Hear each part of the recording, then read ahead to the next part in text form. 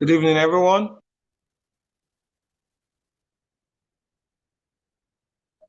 Good evening, sir. Good evening, sir. Good to Good see your evening, face sir. Good evening, sir. and seeing your face for the first. You're seeing my face for the first time, I guess. All right. So I really appreciate the fact that everyone showed up um, for this meeting. I know it's not easy. Data is not an easy thing to go by, and then we have network issues. We have a lot of issues that we are trying to solve in our country that is holding us back. But I think you guys are strong enough. You're the new generation of people that are looking for solutions that will fix our country, at large. But, help your family, improve your lives, but fix our nation at large. I want to use the opportunity to appreciate you for also being with us because we received a lot of applications, different people with their different issues. At the end of the day, we were left with about, we brought it down to 15 people because of the nature of our um, program, because of how we structured the program, brought it down to 15 people. But then at the end of the day, due to challenges here and there, that number came down to 10.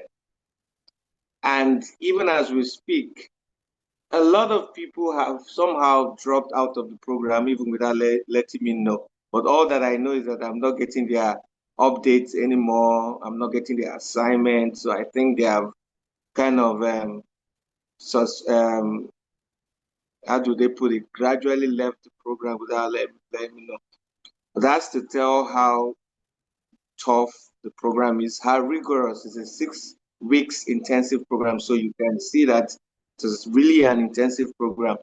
Um, Even though we're a charity organization, we didn't want a situation whereby people would think where they just kind of walk in and get whatever they want. But at the end of the day, we want to make sure that the promises that we made to you is fulfilled, that you will be trained, you have the knowledge, and then you will also apply those knowledge, and then we will give you a launch pad for you to start because every journey has a start. We need to give you a push. We need to be your catalyst to give you that springboard to move to your destination. All right, so you being with us is kind of up to this moment is a blessing. We appreciate you, and it also speaks to your character and your strength to be with us till this moment. I really appreciate it. So I want to use this opportunity to give you a round of applause. Thank you very much for being with us up till this moment. So we will start, and I believe everyone here is a Christian, so we would like to start. Even though you're not a Christian, I'm going to force my religion on you. I don't care. Anyway, that is just by the way. So we'll start with an opening prayer, and then after that, we will move to the next section. So I believe the program manager is here.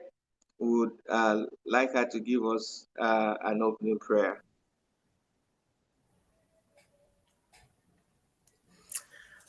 Thank you so much, MD. Thank you. Good evening, everyone. Good evening, program manager. Okay, let's just say a short prayer in Jesus' name.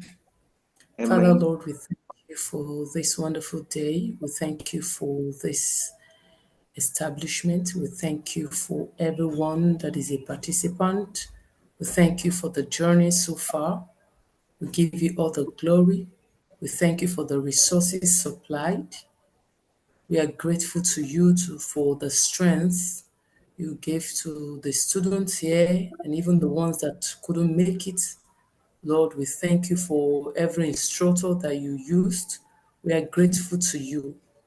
We've come to the end of this 6 weeks program, Lord. Today is the last day.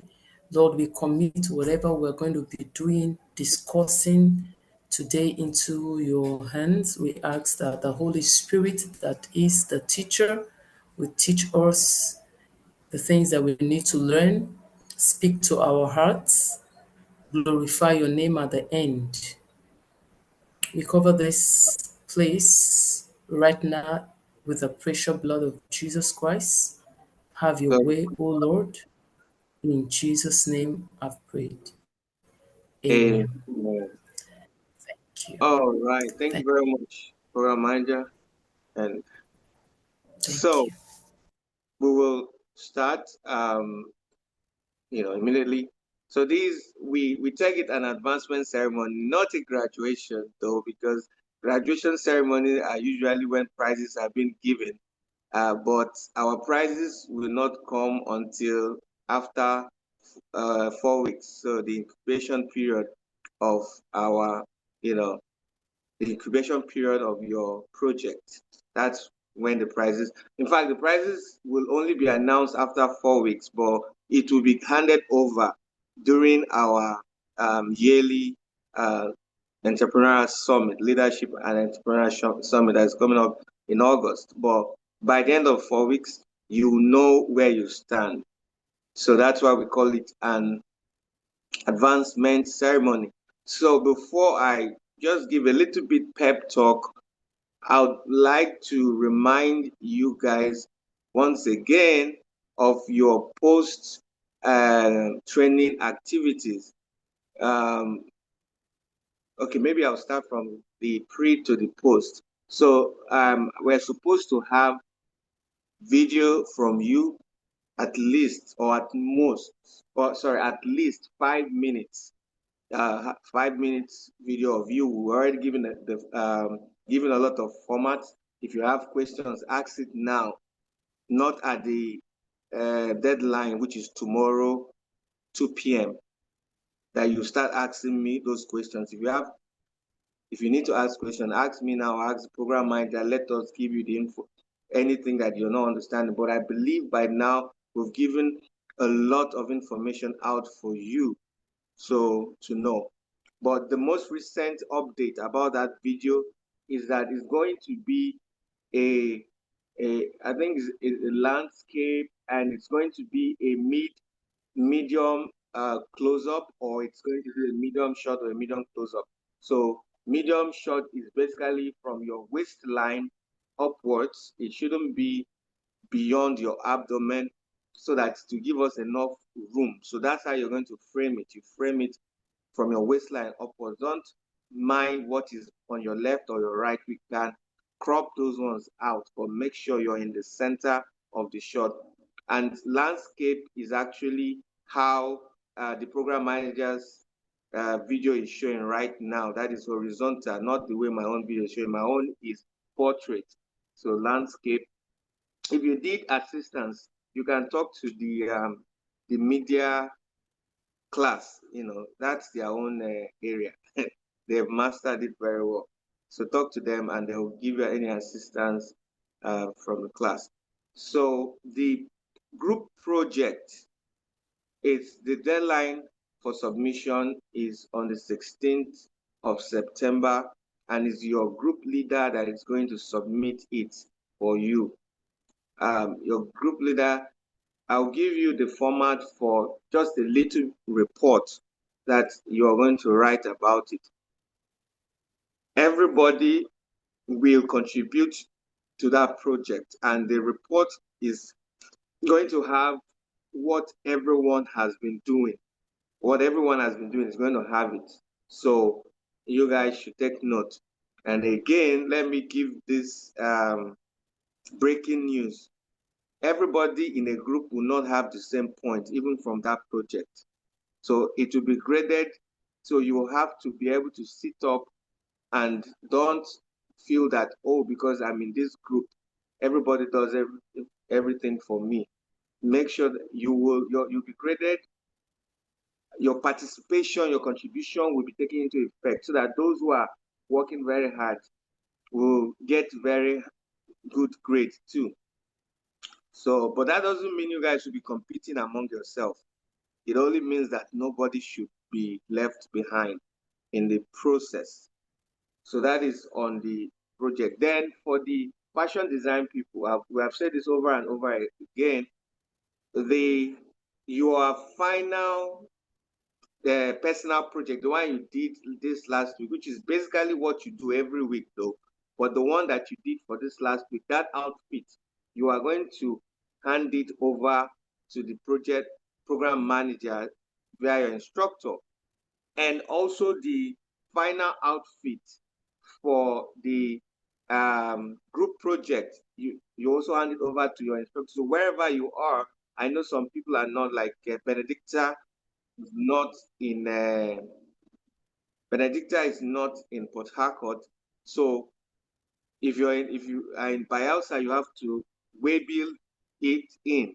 So after this program, you try to get the address of your instructor so that you can waybill it in. Those that are in Port Harcourt, you can send your own directly to the if you have you can send it to your instructor if you don't know where how to get reach the program manager. And the instructor is going to send it to the program manager. Okay, so if you also feel you can waybill it, I don't know if you can do intra-city waybill. You can also waybill your own to the program manager. So that is how it is. Those two outfits, the mini project and the final project, the two outfits is going to be handed over to the program manager. So that is for the project. Then the post-project activity is we're going to have a 30 days self-reflection window. Okay, I put it in the announcement. Every day you have to post on social media about the program. So I know it's not easy to remember everything to post every day, but we are going to give you assistance information that will help you to guide. We have a social media calendar where everybody can get inspiration from what to post every day, but we'll send you all the details to your email. So this as reflection activity starts, I think it should be on Monday, so that you have Saturday, Sunday to rest. It starts on Monday. You post every day about your experience. It's also part of the requirement of this program. What else have we missed? Okay, so generally to talk about the what you stand, because it's only a foolish person that does something without having something to gain. First of all, you have already gained the knowledge. I've read some of your reviews and I'm so excited. I'm happy that we were able to do much for you. We're very grateful. So you've already gained the knowledge, but I know that we talked about helping you give with startup support. Those startup support is going to come. You're going to vie for it. You're going to work for it, which is the competition stage. So it's you that will determine if you will get the startup. It's also your grades all this while also contributes to that. So make sure that you have you did your assignments very well, your assessment. Make sure that everything is intact. I know that we've been taking grade for punctuality and presence. So all these things contribute, though. Your social media, all these things contribute. Your final project has 250 points. So that is going to contribute significantly to your overall grade. So take your final project very seriously. So at the end of the day, we will make sure that the best students in this program have something to go home with. The best students are going to have something to go home with, something to help them launch their career. We are not going to give you everything you need. We will try as much as possible to give you the essential things that you need, because they said there's really much you can do. Every coach or every every mentor will not teach you everything that they know. They can't teach you everything. They can only teach you as much as they can. Then you're the one that will complete the rest. So we have done as much as we can by teaching you. So it will now left to give you what we can give to you, and we believe that what we can give to you is good enough to launch your career. You guys have a lot of prospect. Before I move into the next phase, I would like to remind you once again. I said it the other day in our meeting, but people have not taken note. Okay, yeah. So I'm going to do it this way. I'll have a one-on-one meeting with you from Monday. So I'm going to send you a timetable where you can choose what time will be convenient for you so that we can fix everything that we need to fix. One of those things is your social media handle. You need to harmonize the social media handle, especially the ones that has to do with your brand. Okay. If you don't have a brand handle yet, you need to create brand handle across social media platform, even though you're not posting yet. But create a brand handle, and the brand handles must be harmonized. Because I remember when I tried to tag you in some of our social media posts, and I'm struggling because I don't know what handle you are using here or there. So some handles are so difficult to remember. You don't have to make your clients struggle to remember your social media handle. It has to be harmonized. So that is what we will discuss in our one-on-one meeting starting from Monday. I think with that said, just like to remind us once again about what we are doing. So we have tried to sow the seed for you guys. You're all legends. So I want you to give a round of applause to yourself. Give a round of applause to yourself. You're you're all legends. I'm not seeing you clap. Are you guys clapping? Clap. So you have done really well. So see the smiley faces. See Michael, Amarachi. Is Obina in this meeting? Because I've not heard from him. Obina, say something if you are in this meeting. You're not here. All right. And then we have Onye, because I think she has children and it's not been easy for her. So we appreciate everyone. Jennifer, Peace, Benedicta, the social media, how do I put it? I've forgotten the word to put it. and I think her birthday was yesterday, or was it today? Okay, maybe it's today or yesterday also. Well, anyway, Benedicta, can you say something? Good evening, sir. Good evening, everybody. Today is my birthday. Today, did you receive anything from the program manager? Okay, it was I was wondering who sent it to me. Thank you. Thank you, ma. Thank you, ma. I appreciate. I did. Okay. Let's just sing a happy birthday for her since her birthday coincides on this event. All right, so I know we're not good choristers, but we can sing happy birthday to you. Happy Birthday birthday. to you. Happy birthday to you. Happy birthday, happy birthday, happy birthday to you. May the good Lord bless you. May the May good the Lord bless Lord you. bless you. May May the the good Lord bless Lord bless you. May the Lord bless you. you. Hip, hip, hip. Hooray. Hooray! Hip, hip, hip. Hooray. Hooray! Okay, so Benedicta, what's your wish? Make a wish. Hooray! Thank you, everybody. I appreciate. Hooray! The world best host. Okay. All right. I think you guys are going to be on camera throughout. I'm still a lot of people are Fashion not putting designer. on their camera. Hmm? You guys are not putting on your camera. You're hiding your faces. Why? Okay. Onye, Spaghetti. Onye is asking if there is cake. I don't know how cake can get to Baby. everybody. Uncle, this thing no dey work now. Benedicta, where is your cake? The thing dey show say the thing on. Yes, now. Supposed to connect now. Small letter o, miracle dey me and. Benedicta, where is your cake?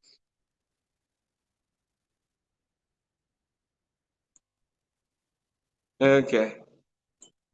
All right. So let me just move on. Who is an entrepreneur? Okay.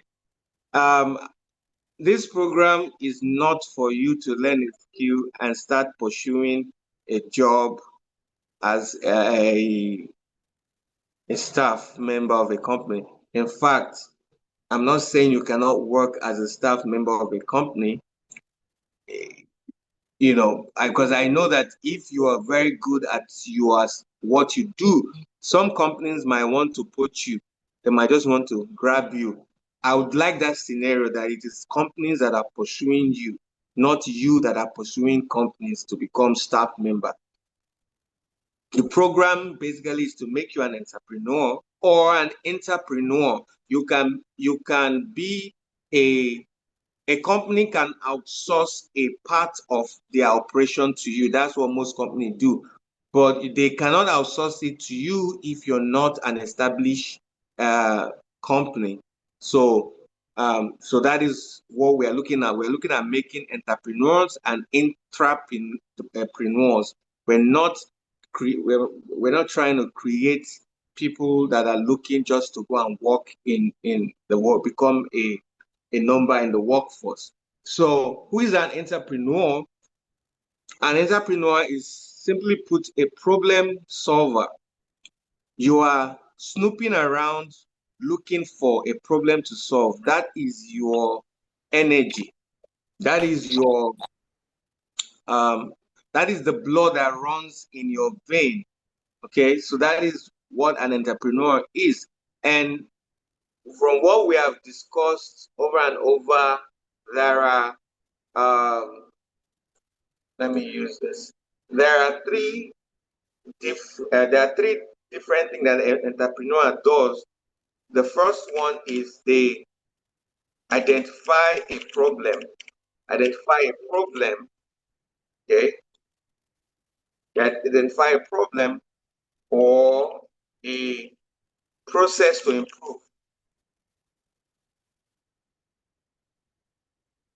They identify a process to improve or a problem to solve.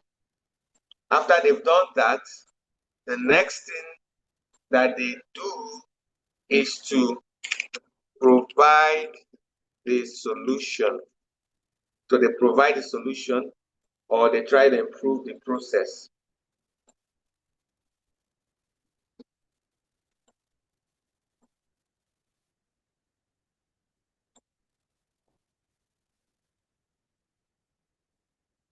Amen.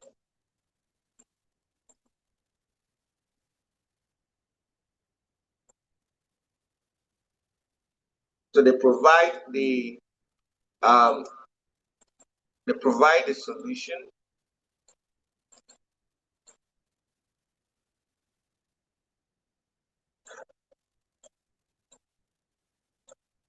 And then the third thing that happened to them in the process is they earn a reward. Okay. An entrepreneur always makes money. There's something that somebody said. I'm not saying this to be prejudiced, all right? I'm not saying this to or to lift another tribe more than another tribe. I'm not saying that, but I'm just saying it based on what I saw on LinkedIn. During the early days of our president, things were really, really tough. And I saw a video on LinkedIn where somebody claiming to be a Yoruba man that voted for Tinubu was crying that the system is not working, things are expensive and they are suffering. And then he started praising an Igbo man, that the Igbo man is not even feeling the impact because, you know, the man, the Igbo man will always have money because if things are expensive in the market, what does the Igbo man do? He's into buying and selling. He's not working for government, that he will be waiting for his salary to be increased. So what he does is he buys the item. If something used to be 2 naira before, he buy it for 2 naira and sell it for 3 naira. If they increase it to 5 naira, he will buy it for 5 naira and sell it for 8 naira or 10 naira. He still makes his gain no matter what. So that was what the person was really saying, that Igbo people are not feeling the impact. I'm not saying this to say that it's only old Igbo people that know how to buy and sell, but they have the stereotype of being the business people. They always like to buy and sell. So why am I saying this? If you're an entrepreneur, you will never lack. Okay, no matter what the economy is saying, you will never lack because you are always looking for a problem to solve. So that is a way to make money. That's another way to. So an entrepreneur is a money maker by default because once you solve problem for people, they will reward you. Either they say thank you or they give you money. Either way, that they thank you and giving you money for providing them a solution is what makes you a billionaire. That's how all the millionaires and the billionaires that we care about, that's how they made it. Okay, Dangote is who he is today. I guess he started from cement, and we must build house. He's providing the raw material for us to build our homes. He also went into basic food items. Everybody must eat every day. The Globalcom guy, Denuga, is into communication. He's providing a service. So all these people outside of Nigeria, people like Amazon is providing an e-commerce service, and he has changed the game that he will always make money. Bill Gates is the one that revolutionized the computer era. He provided a computer that everybody could have access to. Before then, computers were only available to people that had money, organizations that had money. But he now made it so that everybody will have access, which is why the term PC came out from personal computer. He made computer available and accessible. And up till now, even as we are making this, having this Zoom, I'm on a computer that is using a Microsoft operating system. Even Google have provided services for us. The phone that I'm using also to connect, I'm using an Android phone, and then the Android phone is the operating system for some mobile phones. So the Android is there providing us a way for my phone to connect. Samsung made the phone, then the operating system is made by Google. And then all along this program, I've been using Google services, Gmail, Google Slide, Google Excel sheet, Google Excel sheet, and all these things. So for you to make money, the easiest way to make money in this life is to be an entrepreneur. Look for a problem to solve. Look for a problem. There is something that people are struggling.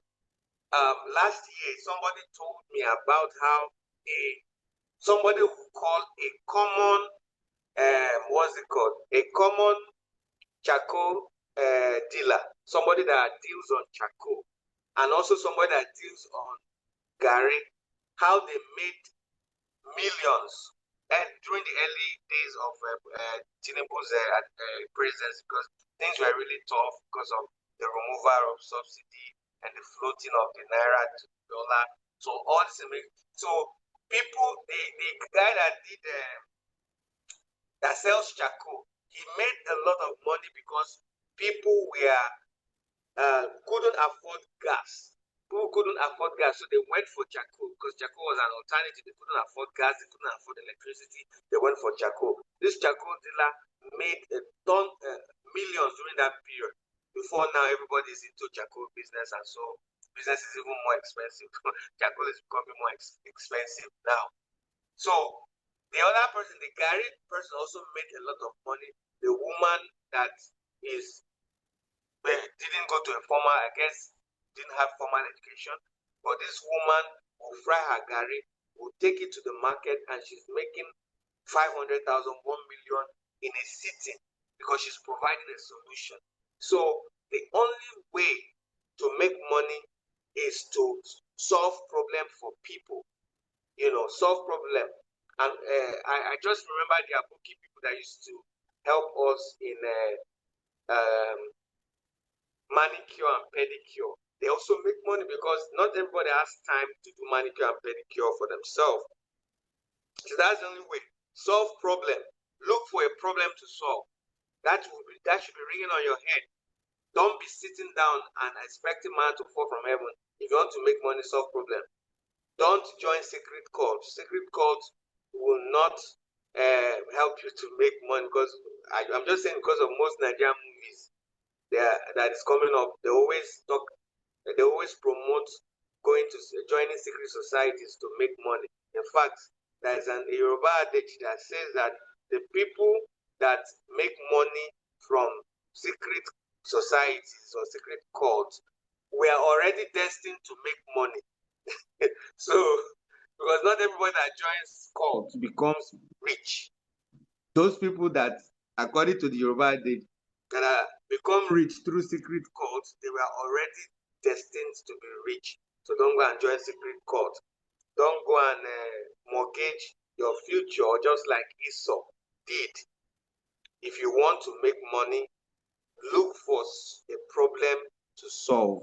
There are another thing that came to my mind, nanny services, okay? Nanny services is a very big deal, especially now that there are some families, those 9 to 5 families that work every time. They don't have time.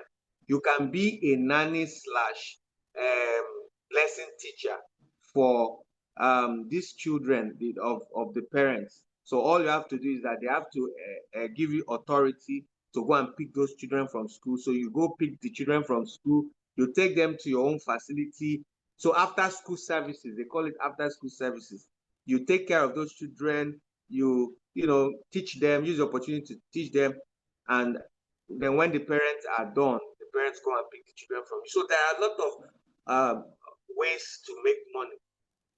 So look for those ways that to make money, and don't sit back and expect manna to fall from heaven. I'm not saying that politics is not a good thing, all right? Politics is a good thing, but politics can disappoint you. Like I know a lot of people that are really. I have a friend. he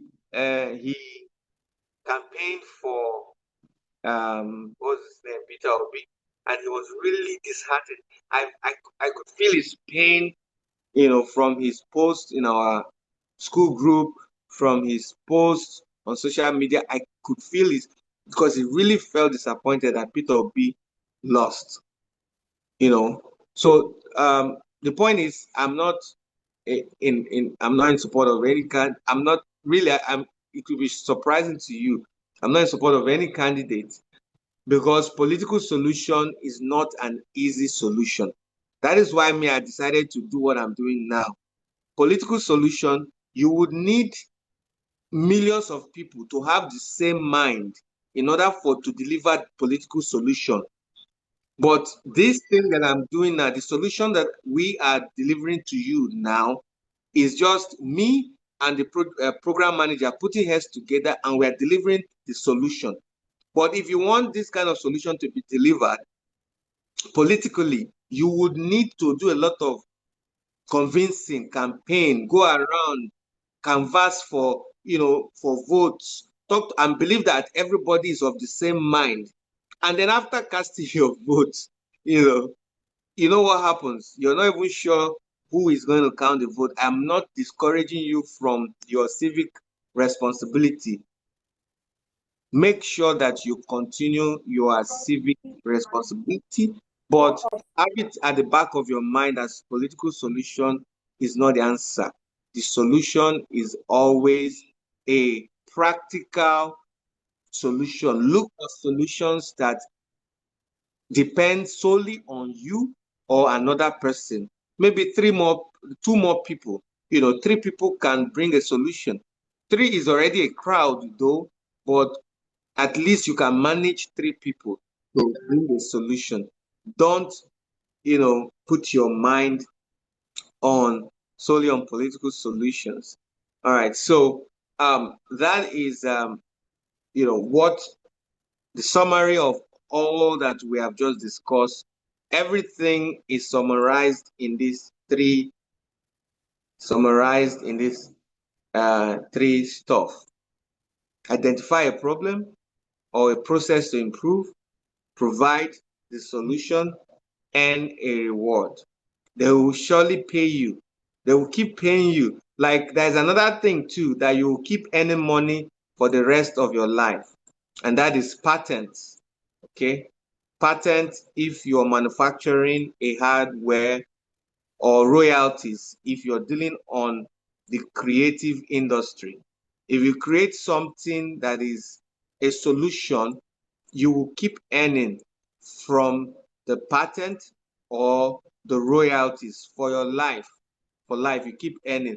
So let this be at the back of your mind, whatever that you're doing. Let this be at the back of your mind, whatever you're doing. So, and beyond this class, I would like to use the opportunity to introduce 5 major industries that you are going to focus on. These 5 industries are industries where you will never lack. Okay. The first is the food industry. All right. Food industry. Food industry. Everybody eats on a daily basis. So if you're working in the food industry, you would never lack. All right. The second is the energy. I think I'll have to take it in that order because after food, you need energy to cook the food. So the energy sector is another industry that you will never lack. Okay. Even if you don't have electricity, but you need gas, all right, or you need charcoal, if you don't have money for gas, you need kerosene in order to cook your food. You need to also to provide light for you, for your household. The energy. The other industry is communications. Okay, during the pandemic, Zoom made a ton of money, and I believe the network providers also made a ton of profit during the pandemic because people needed to talk to one another. People needed to talk to one another, and every day we talk to ourselves. Like we are using Zoom right now, so the Zoom is benefiting from what we are doing. Depending on the network that you're using, Glow, Etisalat, I think they've changed their name now. I don't know what's their new name. Glow, MTN, Airtel, and whatever Etisalat is right now. They are making a ton of money. And even the internet service provider, they are making money from what we are doing right now. So you would always get that. Then the other one, which is also a money maker, is finance. I think this finance should even come in third place because these people, they just provide the platform for you to transact your business and they make a ton of money at the end of the day. Then the fifth industry is the transport and logistics. Okay. These industries make a ton of money. Even if you're doing especially in the e-commerce space, even though you don't want to leave your house, okay, if you want to buy something beyond your local neighborhood, it has to be delivered to you. And this is where the transport and logistics people come in. This is where they come in. So you can, this is the big five, okay? The big five industries where you would always make money if you are in those sectors. I think fashion is also important. Fashion is important because you have to wear clothes because shelter, um, shelter, food, and clothing is the three basic need of man according to my social studies class that I did many years ago. So, but you don't need shelter every day. You just build your shelter once, and not everybody also buys clothes every day, but we eat every day though.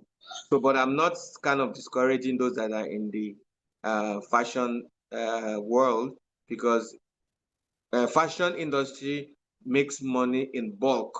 You don't get services every day, but you make money in bulk. When it rains, it pours in the fashion industry. The ladies can attest to it. Guys doesn't sew clothes all the time. Abi, Michael, can you confirm? Does men sew clothes all the time? Where's Michael? Michael has, where is, eh? Peace, what can you say to that statement? Does men sew clothes all the time?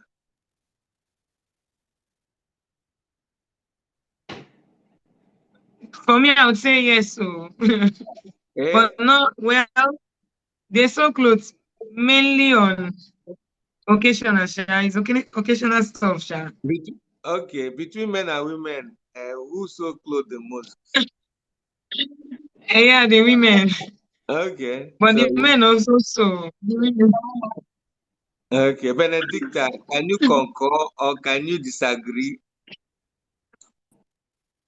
I agree with her. Men so occasionally, but female are every time. They want Uh-huh, to always wear the latest clothes. uh-huh, uh-huh. Yes. Okay, so you guys know your target audience now. Women are your target audience. Pursue them. Show up in their DM. Show up in their dream. Don't allow them rest.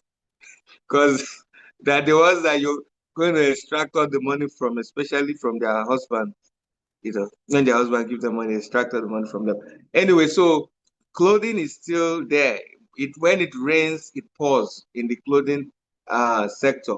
Then the media people, a media person can function in all these industries, anywhere. Like media people are like utility players in terms of, I'm using football language. They are utility players. They can function anywhere. Even the software IT people, all businesses are going online now. Every business need a website, need an app. So the media and the um, and the software people, I think they belong in the communication sector. So they are also very, very important. They are very important. Okay, so that is all. So take note of this. That is all. You guys, if you've not filled that form where we asked about what you want, your business ideas and the rest, fill it up.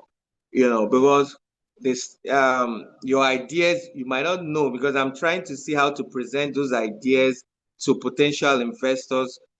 You might not know how your ideas will be able to attract their interest, and they will decide to say, okay, I want to invest in your startup. So you have to make sure that you are prepared.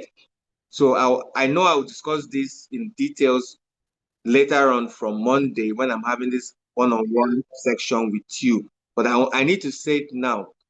You need to make sure you create your business brand. Come up with a name, a very good name that is inspiring and that also people can relate with. Create a separate social Facebook page for your business, a separate Instagram page for your business, a separate brand is your business brand. You can just convert it totally to your business brand and remove yourself from the picture. So Instagram, X, YouTube channel, Instagram, X, YouTube channel, which other one? LinkedIn. Okay. So LinkedIn, and then there's TikTok. So we're already creating an acronym. How come we're creating an acronym? So let me start. Facebook, LinkedIn, Instagram, X, and YouTube. Okay. Media people, are you here? We've gotten an acronym, FLIXY. Onyinye, are you here? Are you seeing what we did just now?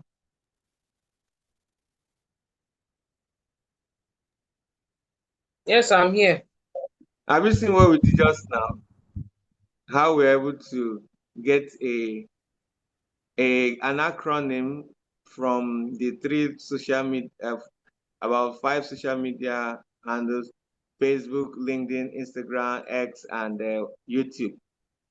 Flixy. Does that make sense for the name of a brand? Well, it's a good idea. Okay. So just like I've taught you guys, you're a media person is always looking for patterns. They are looking for patterns, they are looking for correlations. Your brain is always thinking. You are looking for the how to make puns for your slogans and your this is so this is just one of those things. This can be the name of somebody who is into social media management for companies, like what you talked about. Your own is already to rehab, all right. For somebody that is trying to be a social media, a company that manages social media presence for other companies, this could be a kind of a wonderful name. Flixy. I don't know. Facebook, uh, LinkedIn, Instagram, X, and YouTube. Well, anyway, that is just how it is. All right. So at this point, I think we'll hand over to our um, program manager. She has some things to say to you, and she has the floor for the next. I think you have to see these beautiful faces, and yeah. So she has the floor for the 5 minutes. Are they not beautiful? Hmm? Who is the most beautiful here? Can we vote? Oh, Prosperity says she's the most beautiful. Okay. Oh, if you don't vote for yourself, you remember the chicken, the story of the chicken. And, all right. So, okay. The program manager would like to, this is our own turn to speak. Okay. You ready?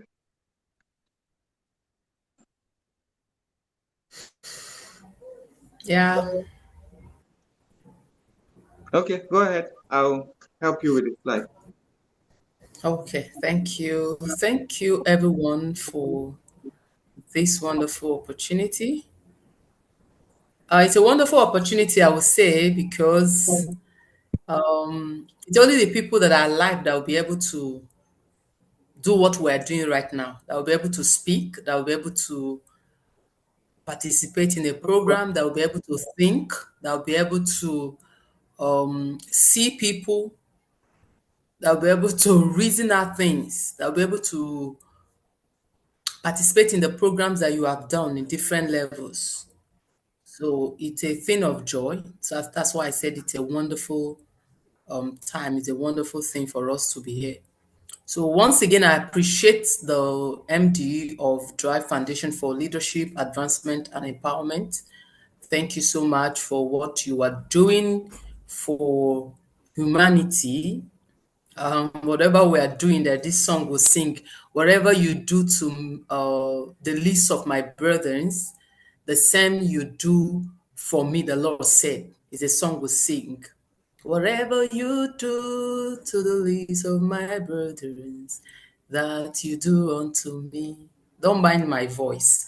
Okay, so thank you so much. God bless you, sir. And thank you, everyone. So I'm going to be appreciating everyone that I can see here. Thank you, Onyinye. Thank you, Jennifer.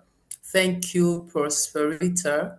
Thank you, Peace. Thank you, Amarachi. I don't think you're here because I'm here to see your face. Thank you, Benedicta. These are the people I can see right now. No other person is here. Thank you, everyone. So we'll just start with what I've been asked to do.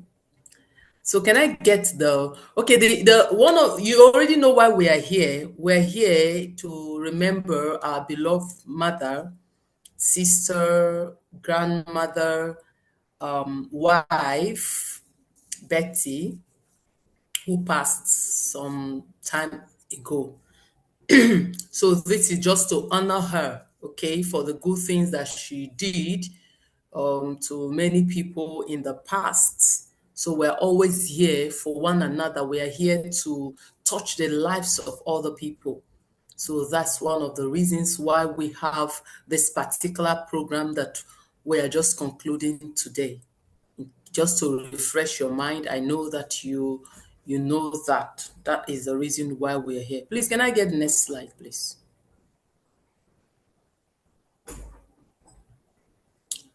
Okay, so I said welcome to maybe I should be using my own slide. I don't know. So I said welcome to the advancement ceremony. Let's go to the next slide, which is the thing I want to talk about today: ethics and conduct. Ethics and conduct. The impact of ideology and faith in marketplace. Ethics and conduct. Let's go to the next slide so that I can use that to explain.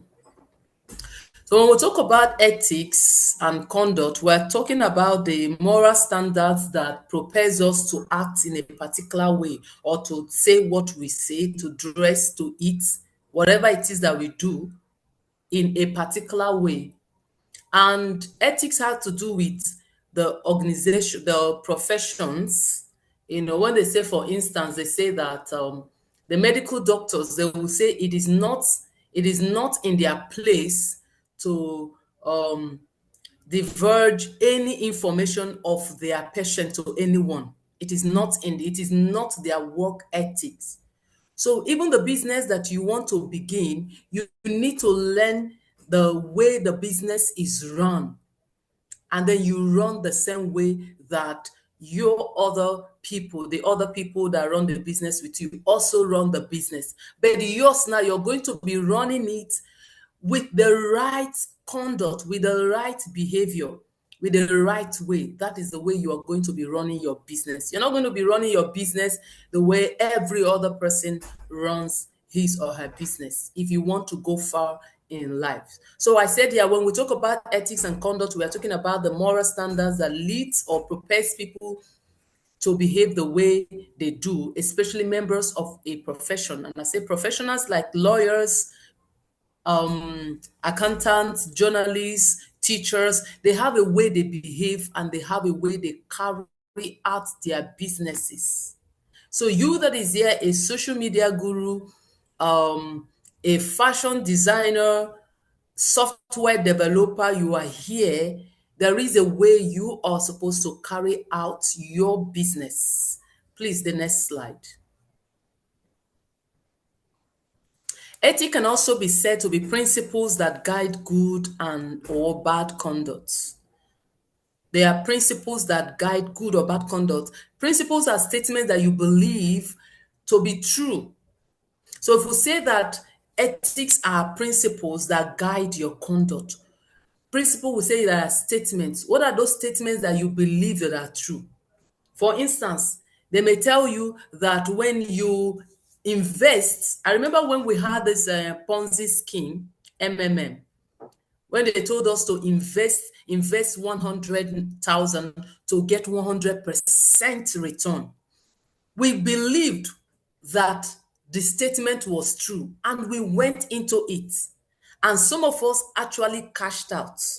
Why at the end that scheme crashed. And a lot of us, including myself, because I also went into that particular year. Most of us, Onyinye can relate. She's already laughing.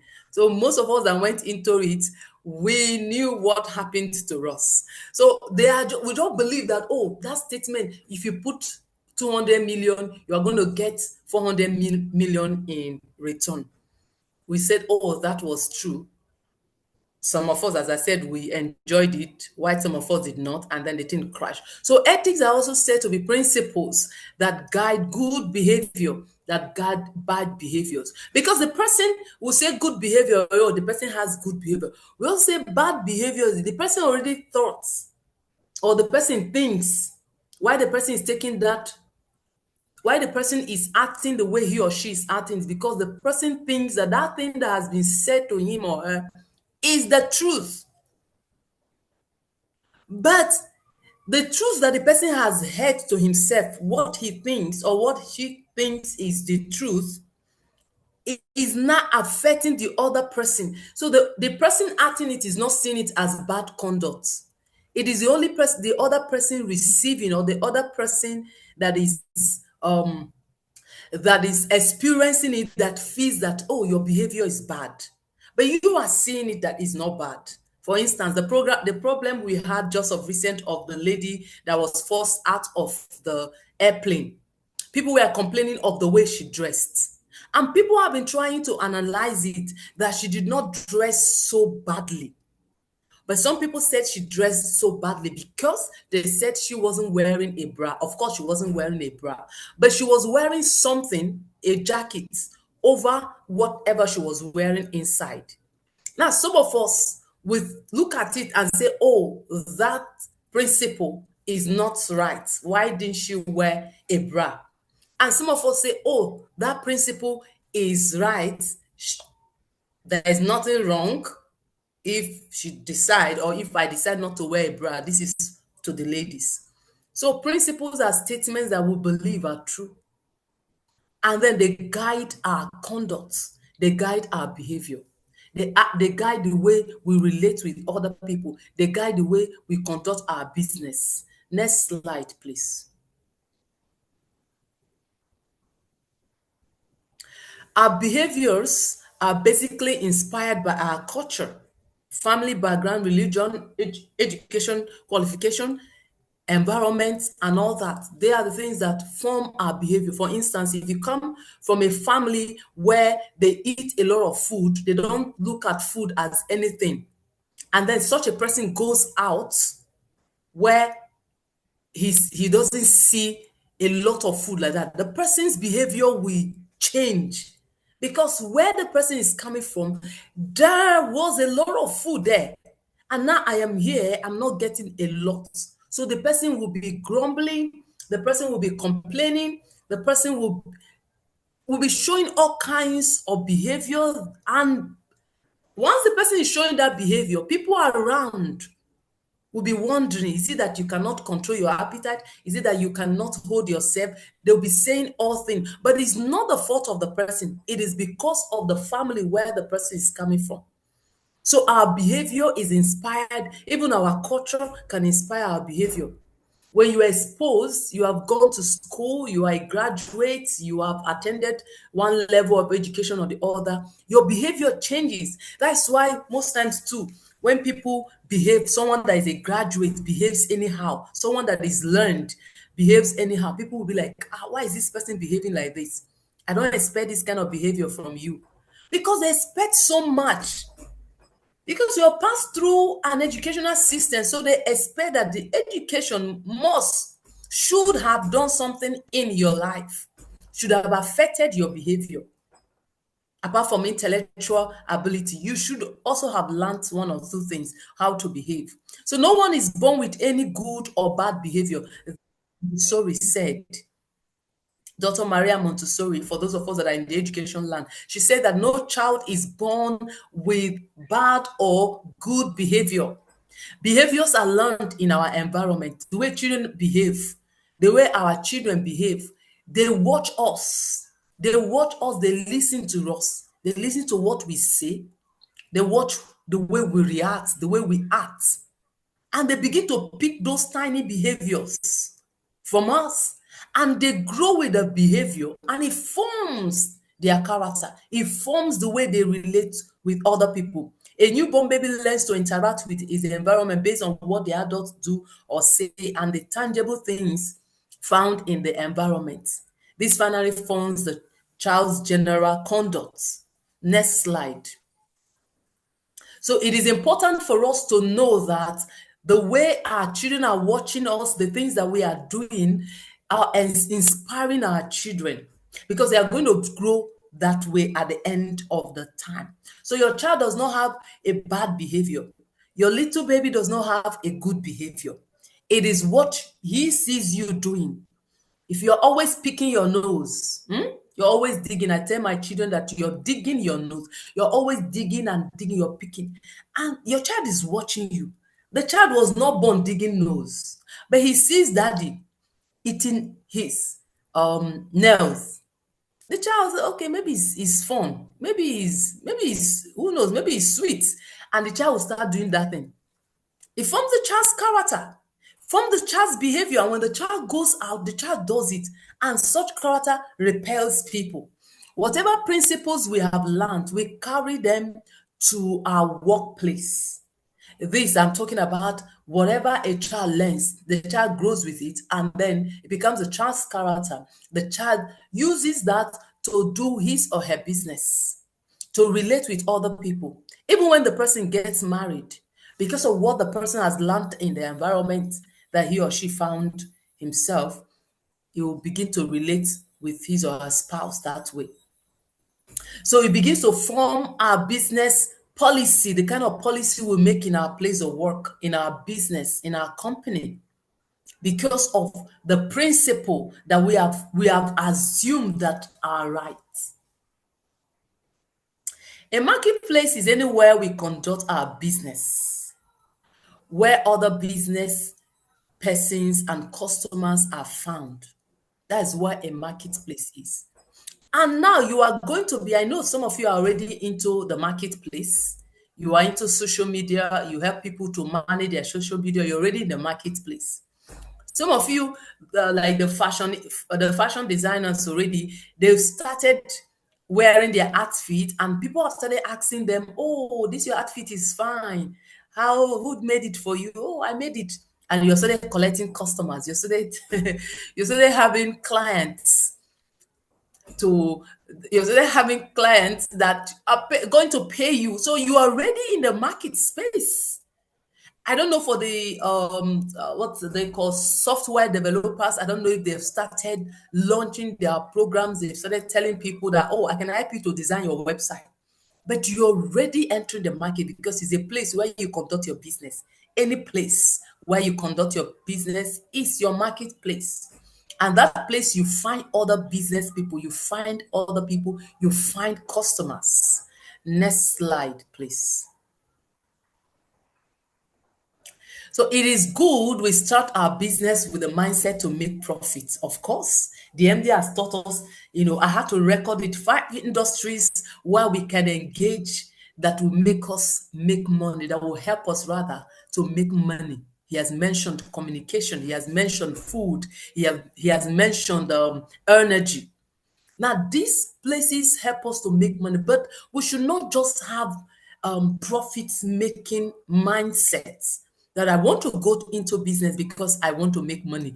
Money is good. Even God said it, that money answered all things. Money is good.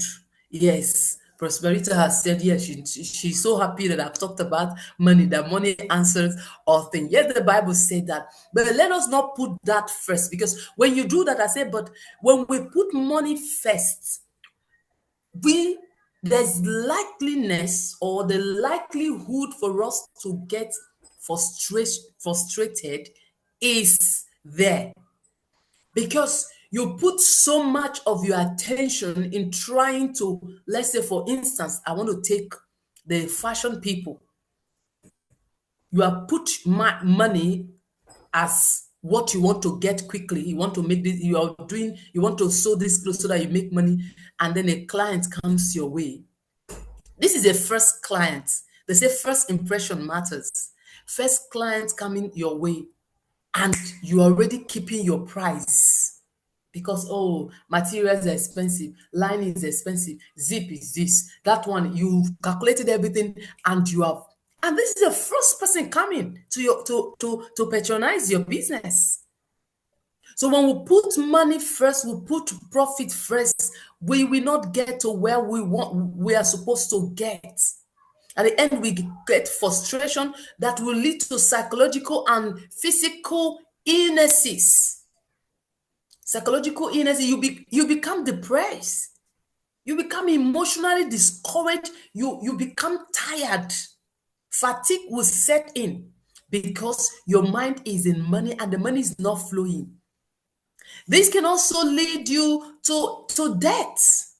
You begin to owe people because you're trying to meet up. You're trying to buy this equipment. You're just starting up your business. You're already trying to buy this equipment, buy the equipment, borrowing money to buy those things. I would say it will also lead to you winding up your business because you're owing a lot of people, because what you expect to get, you're not getting it. You're frustrated, you're depressed. You want to say, I bet this business is not working anymore. Let me close it down and look for something else to do. Yes, that's why I see people close down their businesses because they don't have patience. There's no patience. They put money first. And sometimes can even take someone's life because your attention is money, money, money. Next slide, please. So please, let's remove our attention from, I'm going into this business. I'm a software developer. I'm a media content creator or media a manager, a fashion designer, because I want to make money. You are not there for just money. Money is good, as I've said. It will be of great importance that we carry out our business in a way that is deserving to the public. When we say something is deserving to the public, we are here for one another. As I said, the reason why we are having this program is because somebody some time ago did a lot of things to help other people. I'll say, to remember this person, what this person has done in the past. Let us have this program in memory of that person.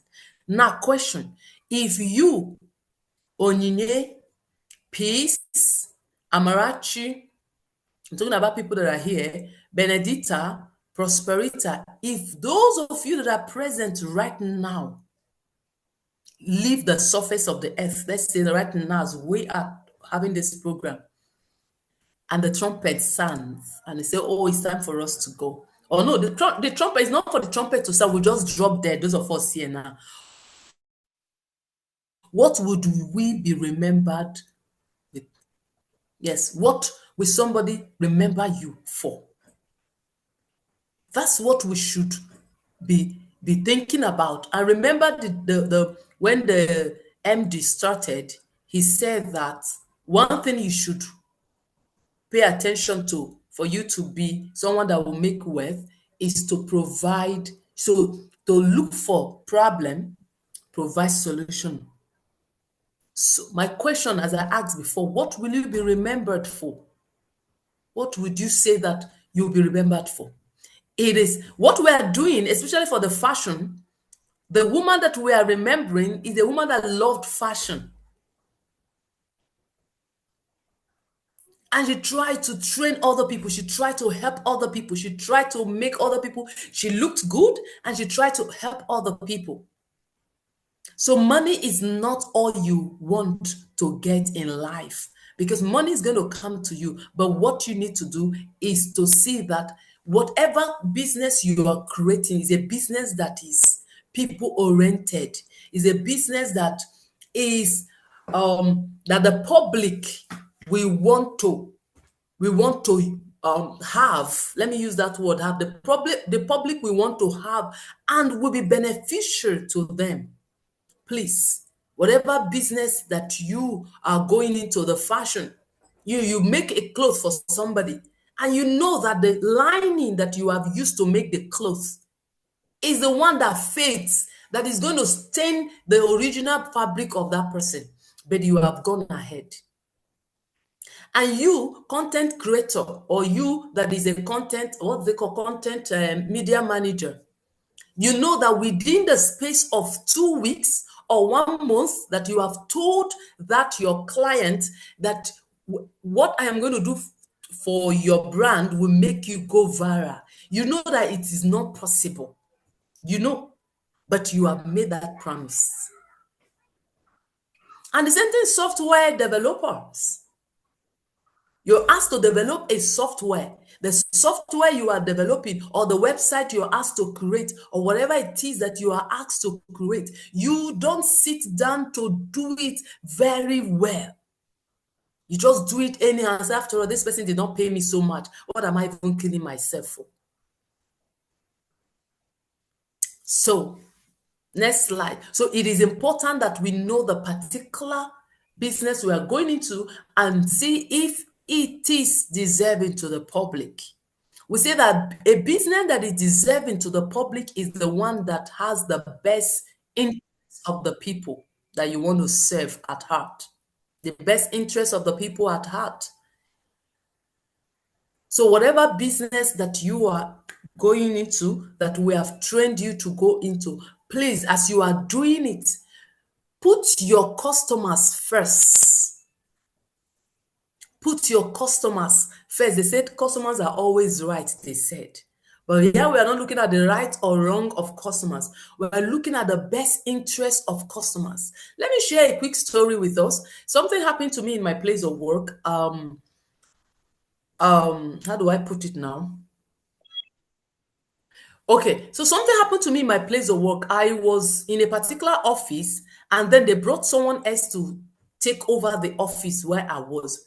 When the person came, the person asked me, "Oh, I hope you're not going to be angry that I want to take over your space. I want to take over your office, and then you move to the other office." I said, to the person was like surprised, and the person has been dealing with me like, oh, this person is mature, this person is this or that. The person looks at me in a different light because of my response. I told the person that I am not here for the position. I am here to serve the public. I am here for the interest of the work to be done. So that is why I said, whatever you are doing, it should be to the interest of the people that you are serving and not to your interests. Please note that, not to your interest, what you want to gain. Let it be to the interest of your people. There's something we call goodwill I think it's in accounting. When I did business, I think it's in accounting. We call goodwill. Because when you do your business in the interest of the people that you serve, or in the interest of the person that you are serving at that particular time, that person is the one that will recommend you. That person is the one that will speak good of your business tomorrow and bring more customers to you. So let your business be people oriented. That's what I want to say. Let your brand be people oriented. Next slide, please. So put the people that you are serving first. Put the people that you are serving first. When we serve people the right way they are supposed to be served, we are serving God. Yes, but people do not know this. When you serve people the way you are supposed to serve them, you are serving God. You may wonder, how am I serving God? Because you are being just to the person, because you are being fair to the person, because you are doing good to that person. So you are serving God. You are not serving any other person because you are putting God first. You are putting God first. And when you put God, see, if I'm just going to bring Bible text, the golden rule says, love your neighbors as you love yourself. So if your neighbor, that is your customer, comes, and your neighbor, that is your colleague in the office, comes for business, you are putting that your business, that your colleague rather, you are putting that your colleague, that your neighbor, you are putting him or her first.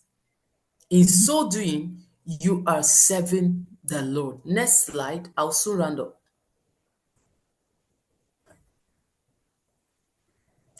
Jesus told his disciples that for them to be great, they need to serve others. When he was washing their feet, they didn't want that. He was showing them that I am Jesus Christ. I am the Son of God. I have come to save you. But I need to serve you. I am showing you humility. I am showing you that you take the other person first before yourself. So wherever you are, the fashion people, content, the media people, the software people, please know that you are here on this side of eternity to serve other people. When you do things right, money will come your way. See, this money, it's the Bible say that money is I think what's that, I don't know what's that word. There's there's a word that the Bible said that money is like, Money is I a can't remember. defense. I want to say, like money coming to you, that it flies. I don't know, that money flies or something. Yes, money is a defense. When you have money, you will be able to defend yourself all round. But we should not put that first. We should put the interest of the other person first as we run our business. Serve other people. As you serve those people, you are serving the Lord. And as you're serving the Lord, do you think the Lord is going to leave you? No, He's not. He will bring more people that will come and do more business, and you'll be making that profit. So as I said, don't give yourself frustration that, oh, after this training, and then you finish up all your assignment, and then the training wraps up properly and totally, completely. And then let's say you are given a startup kit, you are empowered in one area or the other, and then you put money first. That, oh, I'm going to make so much money. No, what you're going to say, oh, what are those things? What are those problem I need to serve? I need to solve. Oh, like the fashion. What fashion brand? What fashion style can I create now that will help this particular set of people? That is what we should be interested in. What can I do to make somebody go viral? Because those of us on social media, we want other people to see us, and then we'll pay somebody to help us. So you should be calculating, you should be thinking, how do I do, not how do I make this money? See, I've noticed that those of us that really want to make this money, by all means, we don't even make the money. And when we make the money, we spend the money unnecessarily. Example one, myself. So we are busy trying to make money. But as the money comes in, that's the way the money flies. So Jesus told his disciples, serve other people. And as you're serving other people, you are showing that you are serving the Lord. Next slide, please. So for us to serve other people, I don't know what happened to my slide empty. What happened to my stuff? Why is it I'm scattered? I don't, I'm sorry. I don't know the software. But Okay. All right. I can help you in I can help you All right. in 5 minutes though. Let me. It's it's it, it's okay. Everyone here is learned, so they know what is Yeah. missing. Just one letter missing, so everyone is learned. So I use this love as in heart and love to try to bring your attention to what it means to serve other people. If the love is not there, If your heart is not there, you'll not be able to serve other people. If your heart is not there, peace, your heart is not there. Amarachi, your heart is not there. Onyinye, your heart is not there. Benita, your heart is not there. Prosperita, your heart is not there. Jennifer, your heart is not there. If your heart is not there, you will not be able to serve other people. Take it from me. Yes. So love is what feeds your heart to say, oh, like the image of Jesus Christ that we see when we see the image of Jesus Christ, we see the chest area, we see the heart. Telling us there's so much love that he had for us that made him to come for our rescue. So whatever you are doing, your heart should be filled with so much love to help the other person you want to, because that person coming to you, I have a style I want to show. I have a style I want to show you to help me make. Or I want you to help me create a website. I want you to help me market my product online. It's a problem I have. And I trust you. That's why I came to you. So I don't expect you to give me less what I expect of you. So your heart should be filled with so much love toward the other person coming for help so that you'll be able to help the person properly. And then the next thing that I think is closer to the heart, that is closer to the heart is humility. It has to do with heart too. Humility. That was what Jesus Christ showed to the disciples. Humble yourself. You don't look at your these are ethics, all right? These are ethics and conduct that when you bring it to the marketplace, you will surely make money. We've seen people selling all kinds of things and they make money. The way they address people.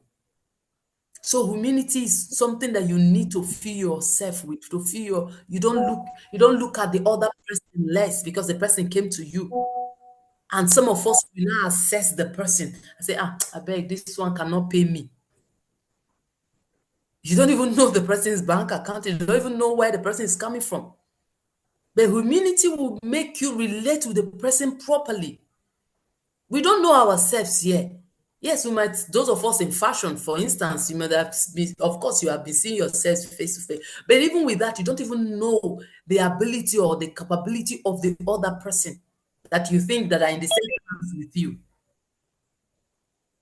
I've met people, that is by the way. So please let our heart be filled with humility. The next thing that we need to grow, to grow in us is honesty, the ability to be truthful. Madam, this your clothes cannot be ready in the next 1 week that you're asking me to do it. Be truthful.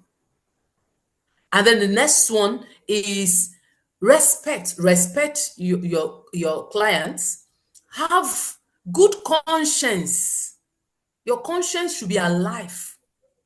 Then the next is generosity. Be generous. Help other people. God is blessing you. You help other people. Be generous. Be fair in your relationship with your workers, because you're going to be employing people to work with you. Everything we're talking about here, everything that you have in this heart has to do with people, not animals. It's your disposition towards other people. Integrity. Integrity, you uphold integrity that, no, that man, his yes is yes. Oh, that woman, her no is no. Integrity, no, not today, this morning it is no. In the afternoon, oh, no, you have changed to yes in the afternoon. And then when it comes in the evening, say, oh, maybe. No one can trust you. Collaboration. I remember the MD was talking about this. He was telling the fashion people, he was telling, especially the fashion people, that they need to collaborate with other people in their group. That's one of the things that they score them, that they have their scores. Collaborate with other people. It will help you to grow. Commitment. Be committed in your business. Have time for your business. Don't do it today and then you run away. Social media people. Now the MD is asking you to do something. You do it for 2 days, you leave it for 5 days. Be committed. Competence is very important, and that is the last one. Competence. And that is what you have been trained to do today. Not to be a novice, not to be what's the other word that is coming to my mind and not just gathering it right now. You are being trained to be competent in what you do. So put that foot of competence forward and use it. Please, next slide. I think that is going to be my last slide. All right. Please just show me my next slide. Yeah. So please, my question is, these things, when you put these things together now, what impact do you think you are going to make in the marketplace? My time is almost up. Yeah, my time is almost up. I said this question, all students are supposed to answer this question, but because of my time, I don't think I will have time to hear from you. We said all students are supposed to answer this question. When you put up all, when you put out all, or you practice all this, you practice all this together, you put them together, you are committed, you are loyal, you are respectful, you are generous, you love, and all that, you put them forward into the marketplace. What impact do you think you are going to make? That is my question. MD, do I have, how many minutes do I have? Um, I think you still have like 4 minutes. Okay, 4 minutes. Okay. So Yes. is there anybody that want to say something, please? You want to say something, please? 4 minutes will Yeah. not give us the whole time we An need. Yes, opportunity for please. them to talk. Michael, you're Okay. joining us. So I can talk to you. You must say something, Michael. Michael has not been steady. He comes and Not leaves, been, comes and I've been leaves. struggling with my network. Okay. Not as much. Okay, so please tell us, after hearing what I had to say concerning our attitude, our behavior, our conduct, the ethics that we need, what are the impacts you think the ethics you have gathered, your conduct is going to cause in the marketplace that you are going to, or that you have already started engaging in? We don't have time. Please respond, everyone. What will be the Okay. impacts? Yes, Yeah. please. Yeah, let me just say something. I know that what you talk ethics has to do with ideology, and ideology flows from our religion. Ideology is Yeah, also flows both ways from our kind of politics. So, yeah, um, what I will, the impact of it on your work is kind of two ways, is kind of a double-edged sword. Because if you show some kind of ideology in your in the marketplace, you will, for instance, if you are a Christian and you tell everybody that you're a Christian, you show it like it's on display that you're a Christian.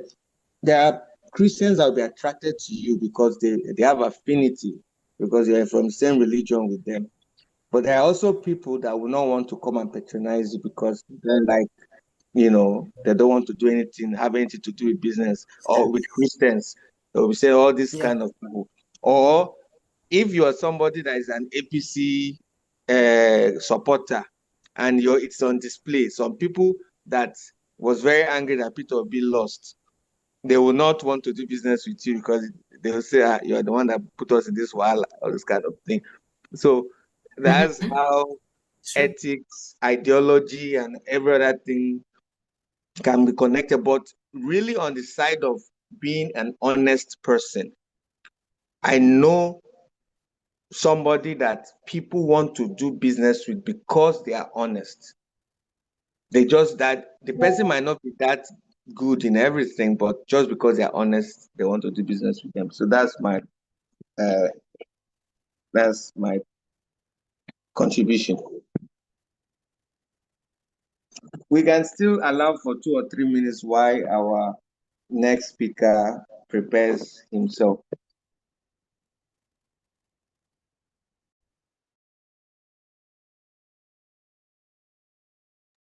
Other people can contribute something. Amarachi, do you want to say something?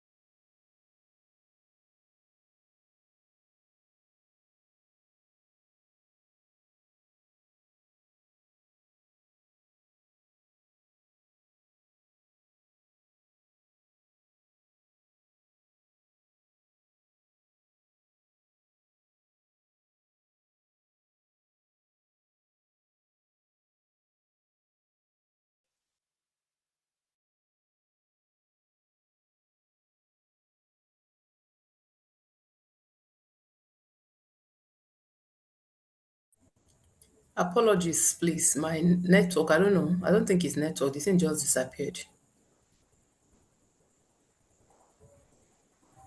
So has anyone answered the question why I was trying to check my network? Andy, sir, are you here? Yeah, I'm here. I've not heard anyone answer.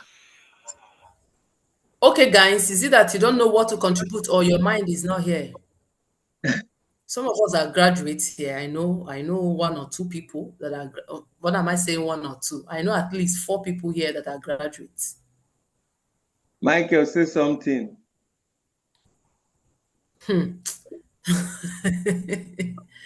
Michael. The MD is even forcing Michael Adetayo to say something. Can you imagine? How can you be forced to say something? Where is Amarachi? Has she gone out? Amarachi is here. Where is Benedita? Where is Prosperita? I'm checking for them. What's Well, happening to you guys? Okay. Amarachi is not feeling fine, so but that's not Oh, she's already here. She has Okay. to If I can, okay. Oh, sorry. Sorry. Amara, sorry, okay? if I can say, I, I was going in and out, so I could not really pick. How do But you if we're think talking, okay, how do you think your ideology, your mm, ethics can affect your business? You're in the technical field now, so you've been doing business. yes, So sir. how has your experience been in terms of ethics and conduct, behavior Okay, with your so clients? etiquette is one major part of business, especially when it comes to service provision, and it has a way of making people judge you, who you are, the possibilities. Like they can judge with what they can see and your behavior, your attitude. They can judge future expectations. They can know whether they can trust you. The first thing somebody, a customer or anyone you are rendering service to wants to know is, can I trust this person? Can this person deliver with this kind of attitude? Are you sure this person is a serious person? So of course, nobody wants to entrust anything to somebody who is perceived as not serious. So etiquette is very important, and it can, if not properly, um, if a service provider is not properly behaved, even if it's very good, it can make those who he wants to render service to misjudge such a person. So that's all I have to say. And that will also make you not to have more customers, right? Because once you are Yes, misjudged, the person referrals. will return. Yes, they won't refer other people to you.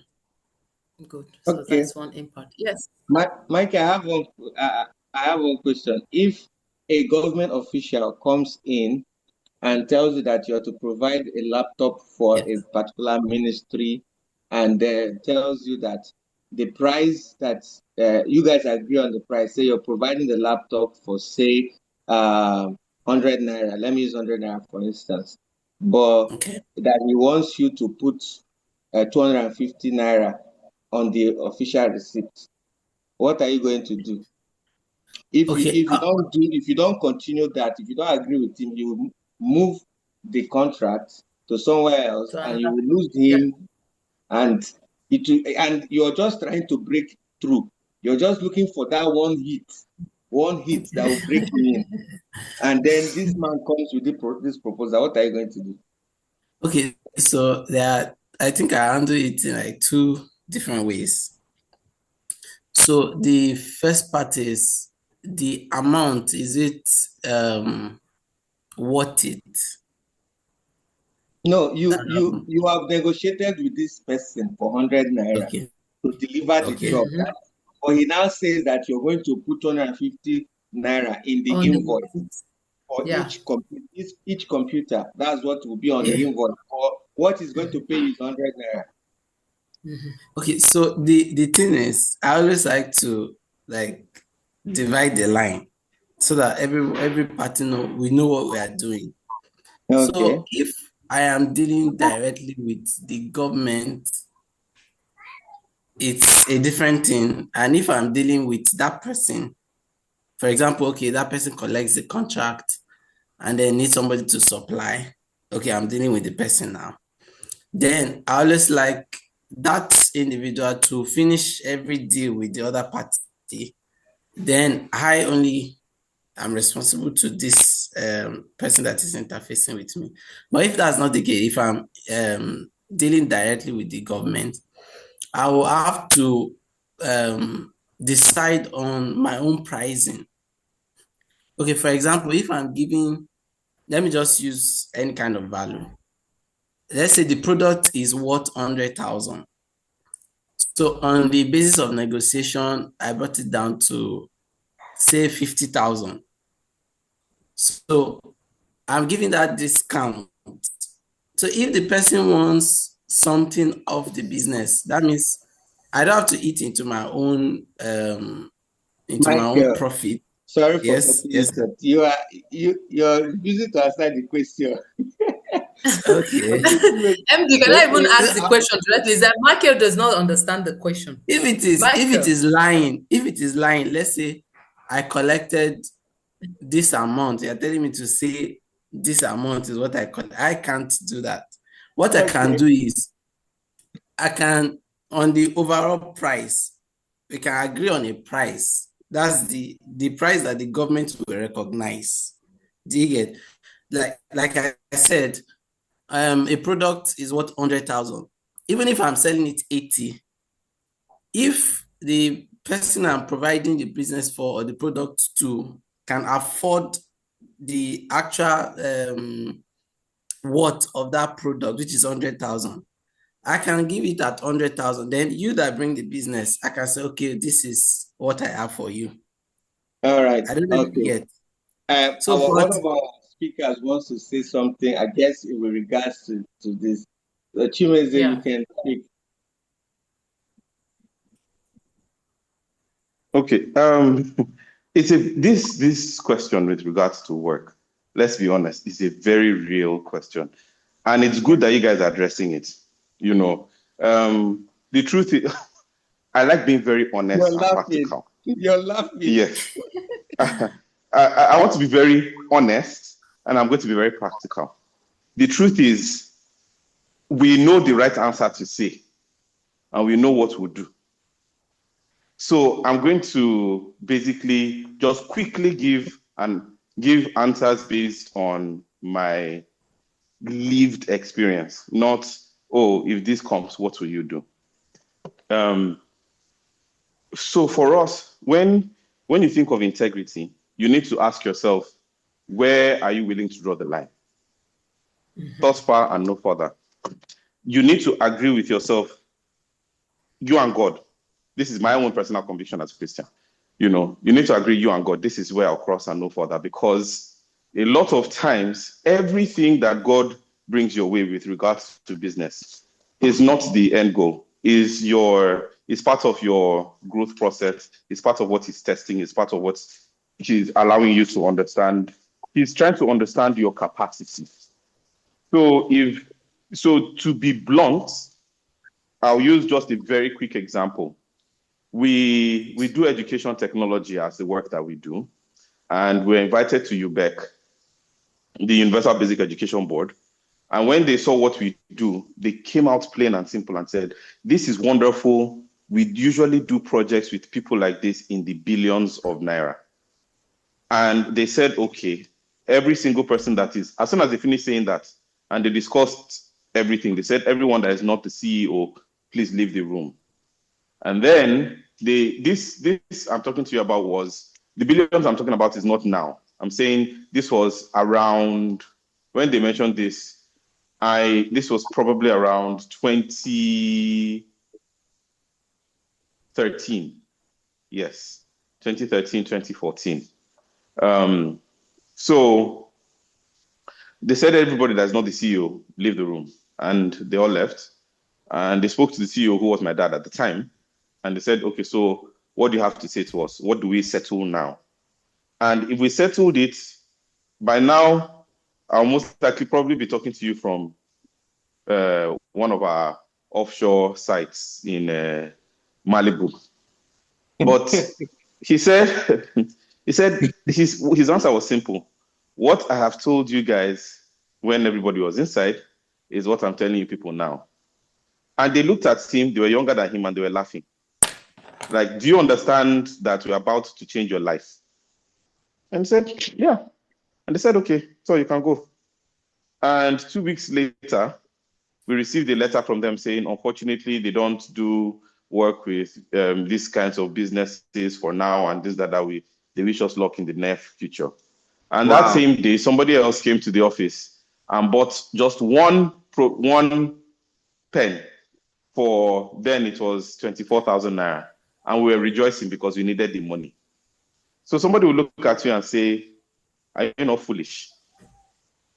You would have been in billions now, and now you say, and you're rejoicing for 24K. But the truth is, in business, the first thing that you need to, for me as a Christian, I'm just saying it from my own. That's why I said everybody will say what they feel is right, but they know what they're going to do. So it's two different things. I like being very plain and honest. It's a very difficult thing to do, but when we realize that in the end, the Bible says if there was no resurrection from the dead, we have all meant to be most pitied. So which means this, when on your tombstone, if they say 1988, see now, I'm telling everybody my age, 1988 to whichever date that I finished from this earth, that's like life in a whole is an infinite line that's stretching from one end of the universe to the other. That is, it's infinite, it doesn't end. Now, when you leave and they say 1988 to 20, whatever it is, just that small line too is everything you lived on earth. But it's just that small line that determines how that infinite line is going to be. So when you remember that in the end, it is that infinite line you're working for, there will be some things you'll be able to say no to. Freedom is your ability to say no. Simple. Now, the second part of what I'm saying now is this. When we learned to say no, then God started opening our eyes to how we could approach these matters. So I'm just saying it to be very practical. So now, practically what we do is this. If a government official comes to meet us and says, this is what we want you to do, this is what we tell them. We don't do this. The only thing we do is a 5% commission that we write a receipt on because it's in our company's bylaws. If that amount is not enough, because we asked the lawyer, what is acceptable to give someone as compensation for introduction? And the lawyer told us then 5% is fine. That is all we do. If what you want to do is double the price or whatever it is, we tell you simply, bring your own company. we will sign an MOU with whichever company you bring to be technical partners of that company. For the sake of our taxes, for the sake of everything, we will sign an MOU to that company. That company can deal with the government however they want, do whatever business. That's not our business. Our agreement is with that company. That is the company that pays us our money. That is the company we write a receipt to, and we close the deal like that.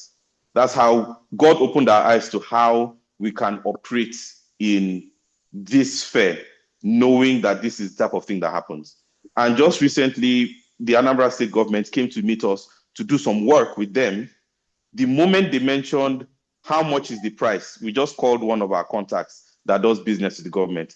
Oh yeah, in the government, they've come. We are not working with them. We know you. We don't know them. He said, thank you for bringing me in. I don't know how much he gave them. We don't know what happened. He signed the deal with them. He made everything work. He paid us our money. We signed our agreement with him. We delivered to him. He delivered to them. Simple. So God opened our eyes when we were ready to draw the line.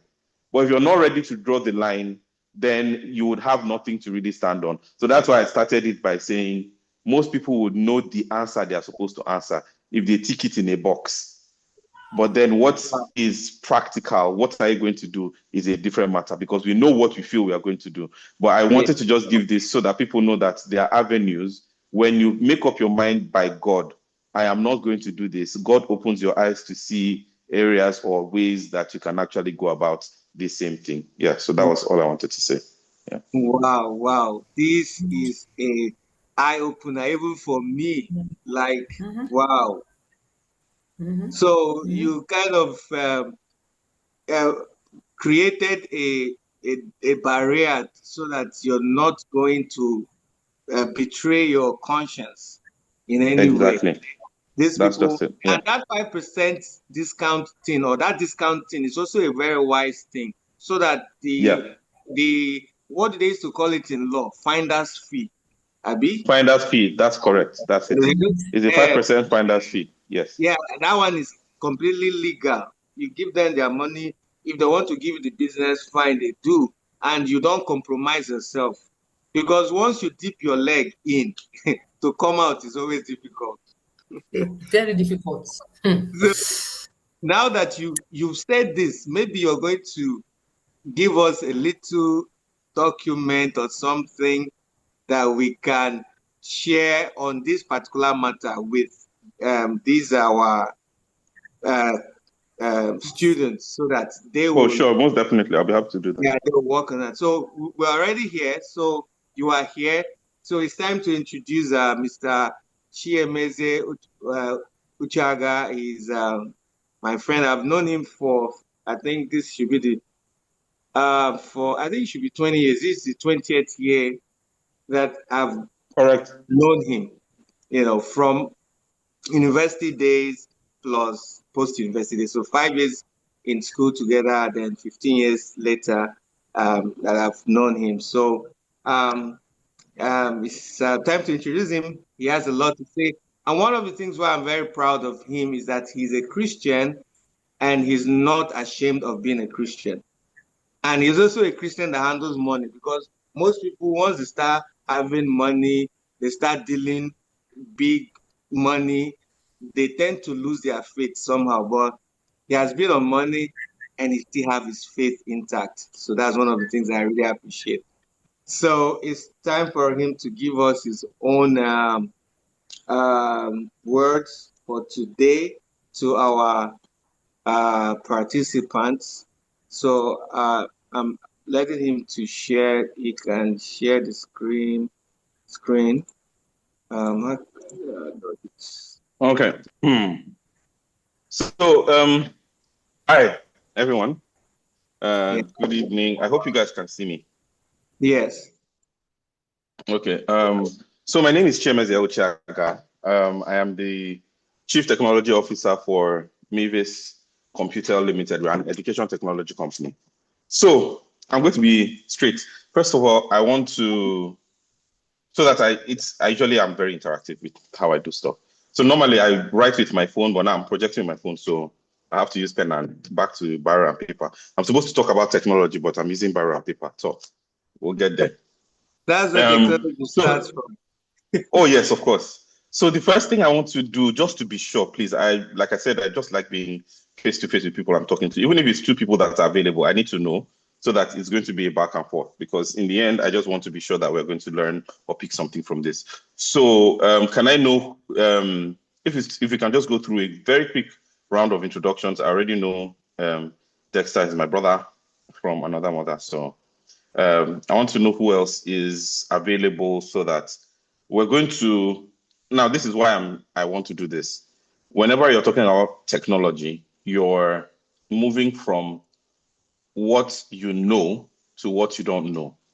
Learning science proves that learning actually occurs when somebody is just a little further than the edge of what they know, but then you're providing them with enough resources to help them to get to where they're supposed to get to. So I won't be able to have any impact whatsoever on you guys if I don't know what you guys know at the moment. So that's why I want to be interactive. So I'm going to ask a number of questions, and then based on that, we're just going to move together. Is that okay? Okay, the light behind me is making it difficult to see my face. Okay, I know what to do. Don't worry. Technology, we know what to do. Step one, step two. There we go. I hope this is better. Yep, it's good. Okay, perfect. All right. Okay. So can I know people, problem with this light now is now it should now be stowing my stomach. This is not really, it's technology that is forcing it. Sorry. Big Okay. stomach. I didn't know you have this kind of stomach, Kai. I got fascinated. So, you need a personal okay. Okay. So can I know the people that are on the call just quickly so that I can be asking some targeted questions, and then we're going to use that to segue into the topic that we have in terms of technology facilitating your business growth and your lifelong learning. So can I know who else is on the call right now? Just introduce yourself. Your first name is enough, and tell yes, please. Your first name and your training track. Okay, let's start with Prosperita. Okay, Prosperita. My training track is fashion design. Okay, all right. Next. All right, perfect. Good day. Okay, good evening, everyone. My name is Oyinye, Media and Content Creation track. Okay, thank you, Oyinye. Thank you, Prosperita. Michael. Yeah, my name is Michael, and the software development track. My guy.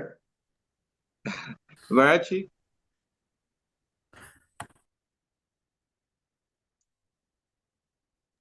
My name is Amarachi, and I'm in the media and content creation track. Okay. All right, peace.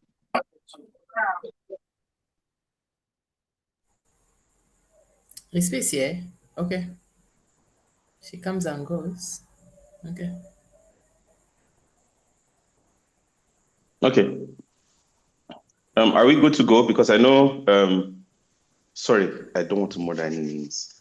It's written Swarego. Okay, so I'm sure she's a fellow facilitator, so that's why I wasn't waiting for her to introduce herself. Okay. So are we good to go? I'm good with this. I'm good with these people. Though. I can start with this. All right. Okay. So obviously, to be honest, I'm just going to dive right into it. When you talk about technology that is facilitating your growth with respect to your business, your lifelong learning, what things do you need to do? It runs the gamut from very simple software to very complex. So I'm not going to give you a presentation. What I'm going to do is we're going to ask ourselves questions, and then we'll figure these things out. And I'm just going to lay a baseline, and then from the baseline, we're going to now move forward. Now, the essence of technology. This is something that, and sorry, I might be partial to Michael because I'm a software developer, but trust me, everything I'm saying applies to everybody, right? The bedrock of anything technology that you're doing is aimed to make your work easier, not to show people that you're doing technology. I don't know if you get the difference. So, for example, in the field that I operate in, education technology, you'll find out that because everyone is talking about education technology, people are creating tools that are making the work of the average teacher who has his chalk and his, and wants to write on the board. They are piling a lot of things on him because he'll have to prepare his lesson notes. He'll still have to mark his papers the right way. But now he has to finish marking his papers and go to the computer room and upload his scores, and go to this place and upload this, and go back and upload what did we do with the children today. But he still has the same number of things he was doing before, just so that we'll tell everybody we are doing education technology. Or they will introduce a whiteboard, and it is a lot easier for the guy to just use his pen and paper and draw a box and say this plus this gives this. But now he has to use an interactive whiteboard and open new file, open notes, click on rectangle, and it's slowing the guy down, right? But just so that the school can say we're doing technology, right? So technology by default is aimed to make your life easier. Technology does not necessarily have to be electronic. Technology and innovation in making your life easier can even come from processes. What things are you doing with what you have to make what you're doing easier and make it better for your clients or your customers or your workspace in general? That's what technology is supposed to be. So what happens is that so that even when you're using tools that are labeled conventional technology, like phones, computers, whatever it is, your mindset is still, this thing I'm releasing, is it making their work easier or is it making their work harder? That's the bottom line of what you're supposed to start doing.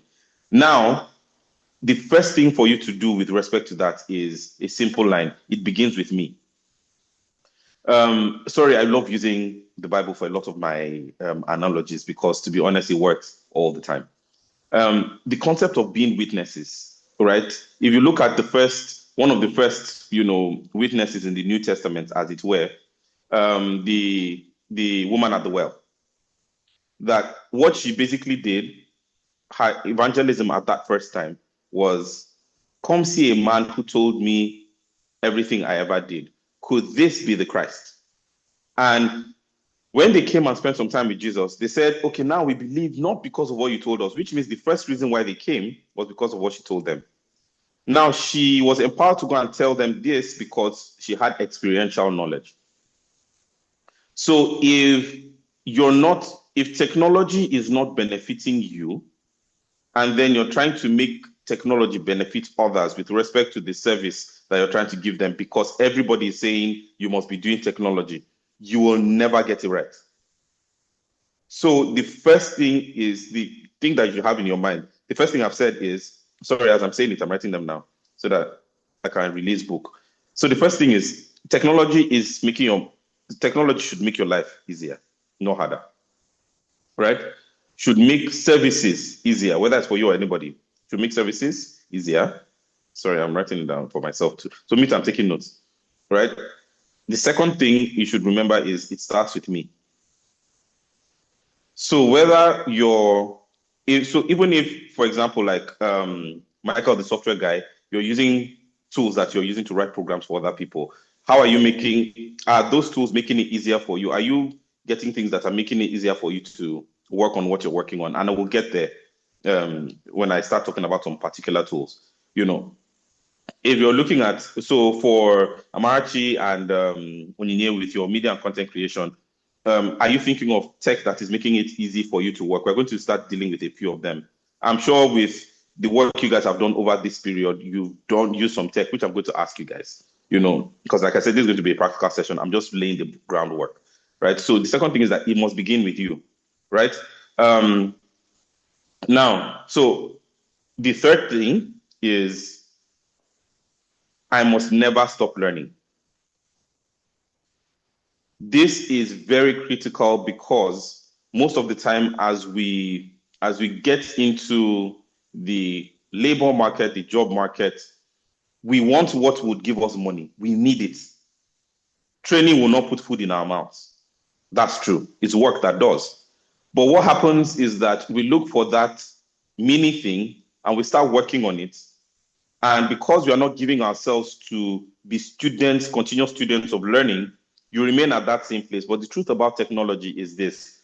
For every technology that comes out, with respect to anything that we're doing, it seeks to replace something. Like no matter what, it wants to replace something. Even now with the whole AI boom, and there are a lot of people that have lost their jobs because of it, or people that are gaining jobs because of it. Even people that say, yes, you can see that when AI comes, the type of essay it writes is very monotonous. It doesn't look very authentic. So it is easier if, bet me, the truth is this. The people that are creating this software don't want it to remain monotonous. So if you think that your comparative advantage is that it is monotonous, but you have creativity, it's still learning so that the next time it brings out that same thing, people would not know that it is AI that generated it. So if you're not a student of, if you don't understand the fact that technology by default wants to replace something, you would miss out a lot and it will be easy to cut you off as technology continues to advance. But if you are a student, continuous student of learning, what happens is that instead of technology driving you, you will become a constant driver of technology. So technology, unfortunately, like sin, like what the who was it that said it? I think it was to Cain. Then when Cain had given that, before sin entered his heart and he went to go and kill Abel, when he was angry about the rejection of his sacrifice, and he said, it seeks to be Lord over you, but you must master it. Technology seeks to be your controller, but we must learn to master it. That's the simple. And the only way we can master it is with this third thing that I mentioned. Number 3, where we must devote ourselves to be continuous students of learning. So I'm sure from all the motivation and all the things that they've been telling you, they've talked to you about the value of consistency, right? And what I mean, so consistency means make sure whatever you're trying to learn, and this cuts across the board. And I'm going to touch on each of these ones because these are the ones that are facing me here. Just on a surface, then I'll begin to ask questions. No matter what, there is something to learn with regards to technology concerning your craft, no matter what. Now, what happens is that when you see the volume of what needs to be learned, and it has happened to me, it happens to me a lot. We say, Omo, there's so much I need to learn, and I need to finish this to this. If I finish this one in 3 months, by this time, if I finish this other one in 6 months, and in 9 months, I'll be done by the end of 1 year. And then by the next day, something happens. You tell yourself, I must do 10 lessons every day. And by the time you need to go and take care of one person, or you need to go for choir practice, or you need to see this person, before you know it, 2 lessons in the day, and the day has finished. You now say, no, because I must be a student. Now, the next day, I have 8 that I was supposed to finish, plus the remaining 10, I have 18. By the first 1 week, you've given up. So the point is, if you're a continuous student to learning, the fact is, what is that next thing I need to learn? And how do I pace myself that it is something that at least in 20 minutes, I'm done with my learning for today? If you use 20 minutes learning anything new, by the end of 1 week, 7 days, and no breaks, maybe Sunday, so let's say 6 days. 6 days, you've done 120 minutes. 120 minutes is 2 hours. So you've done 2 hours of continuous learning. And if you look at it over the space of 4 weeks, you've done 8 hours. And you might think 8 hours is small because I can just cover 8 hours in a day. But guess what? The days and months have been going by and you've not done it. And then when you look at it in maybe 30 weeks, now you're looking at 240 hours and you're saying, 240 hours would have finished a whole course and I would have been on to the next one, right? So you begin to see that just 20 minutes a day will get you, so that no matter what you're doing, if you make yourself a student to lifelong learning, that no matter what, you are learning something with respect to your craft. Understand that yourself 5 years from now is begging yourself now to make these decisions right, so that yourself 5 years from now can be at peace. I don't know if you get my point. So yourself, you, not anybody else, yourself 5 years from now, yourself 10 years from now, yourself 20 years from now is on its knees begging you now to do those small things so that they can rest. Because no matter what, if you don't do it, you're piling it up for them. Yourself or not other people. So I've said these 3 things. Now, what I'm going to go to is, because I like being direct, I'm going to ask a few questions. And there are no wrong answers. I'm just trying to get the essence of what I'm doing here is to get, so the reason why I'm trying to do it practical and I'm going to start asking a few questions is because growth is best when it is intrinsic. So growth is best when it is self-inspired. No matter what I tell you, until the day when the prodigal son decided, I will go to my father. He had been seeing all the things around him. People have been saying everything. He made up his mind, I will go to my father, and this is what I'm going to say. Right? Jacob and Esau. Sorry, like I said, sorry, you people hear Bible come out from my mouth no matter what. Jacob and Esau, if you remember the way they were, when Jacob had stolen Esau's blessing, and Esau met Isaac and was begging, is there anything left for me? I beg. Now, this is what the father gave, far from the dew of heaven, a number of things. But there was something the father said. When you're tired, I'm paraphrasing now, when you're tired or you're restless, you break his yoke from your neck.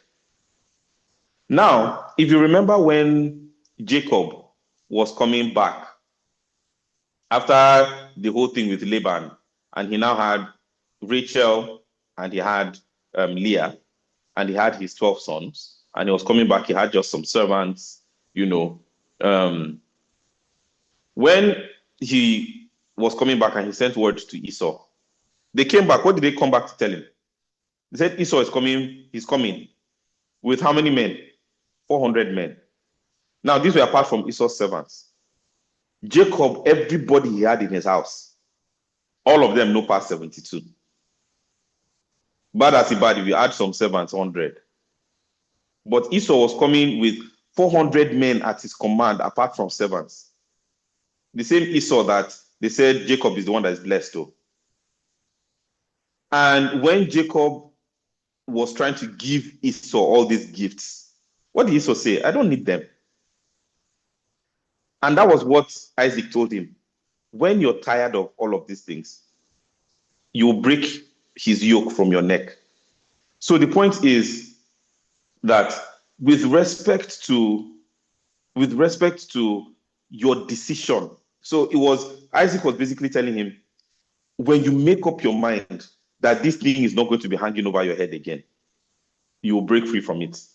So growth is best when it comes from you having made up your mind that, yes, I know I need money. Yes, I know I'll need all of these things, but I'm going to make up my mind that I am going to learn every single day. You will grow regardless. It is incremental, it is small, but you will grow. Now, I'm coming back to practical. We have fashion, we have media and content creation, we have software development. I'm going to ask the first question to fashion. Remember, we're looking at what technology can basically do. I've already started touching on the lifelong learning, but I'm talking about your business now. So I'm going to ask Prosperita if you can answer. If you can't answer, just say sorry, I can't. I'll move on to the next person. We need to be fast so that we can hurry up. What sort of technology have you used with your work so far? Have you used anything so far, or have you been taught to use anything so far with respect to technology with your work? Not yet, sir. Okay. All right. So the question is, okay, so now I'm just going to ask a very quick question. How do you market what you do? Okay, I use my WhatsApp and my Facebook to market what I do. Is it technology? Yes, sir. Okay. So technology doesn't have to only mean in terms of creating what you're creating. It also has to do with visibility. And that's why you kind of start seeing that all of these things are interrelated, because I'm sure Onyinye and Amarachi were already saying, no, don't you have to, aren't you, on social media, basically. So yeah, so that's already technology. So understanding things like, so I'm going to just quickly summarize a little for you. Then before I go to the next person, right? Technology is not only about the exact thing that you're making, because what people begin to think of is, okay, what tech am I going to bring into what I'm making now?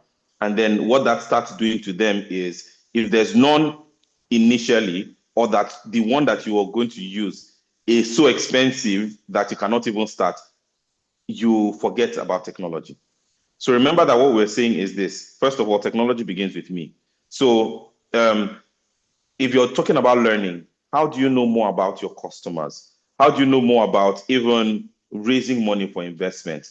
How do you know more about even talking to the next person about your product? How do you know more about like the work they've done with social media and content? Because that's one that relates a lot to what you're doing. How are you able to tell your story in such a way that people want to come closer to you, to patronize what you have, giving it an online market? How do you find free, because there might be some free listing tools where you can list your business. How do you give it a voice? Not only that, how do you set yourself up as an authority in what you're doing in terms of documenting your process? As you're learning, even sharing the fact that this is what I'm learning today, this is what I'm learning tomorrow, helps make you an authority. People begin to see you as somebody who knows what they're doing. It can be something like through the eyes of a growing fashion designer. Very simple things like that. But the question is not, you begin to get those ideas as you expose yourself to more learning. So I'll get to that as the cliffhanger, but I just wanted to bring that. So always know that you are trying to learn how to make your business better and more visible. And technology doesn't always mean computers. Like I mentioned, technology is also in processes. As you're looking at how you're doing what you're doing right now in terms of what you're learning, even going online to find out, are there better ways to do this? Constant learning. And it's not that you're spending all your time doing this. You must give yourself a specific amount of time to learn.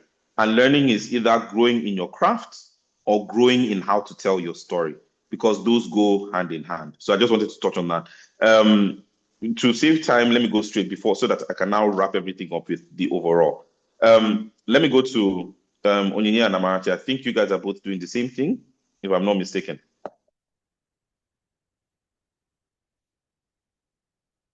Am I right?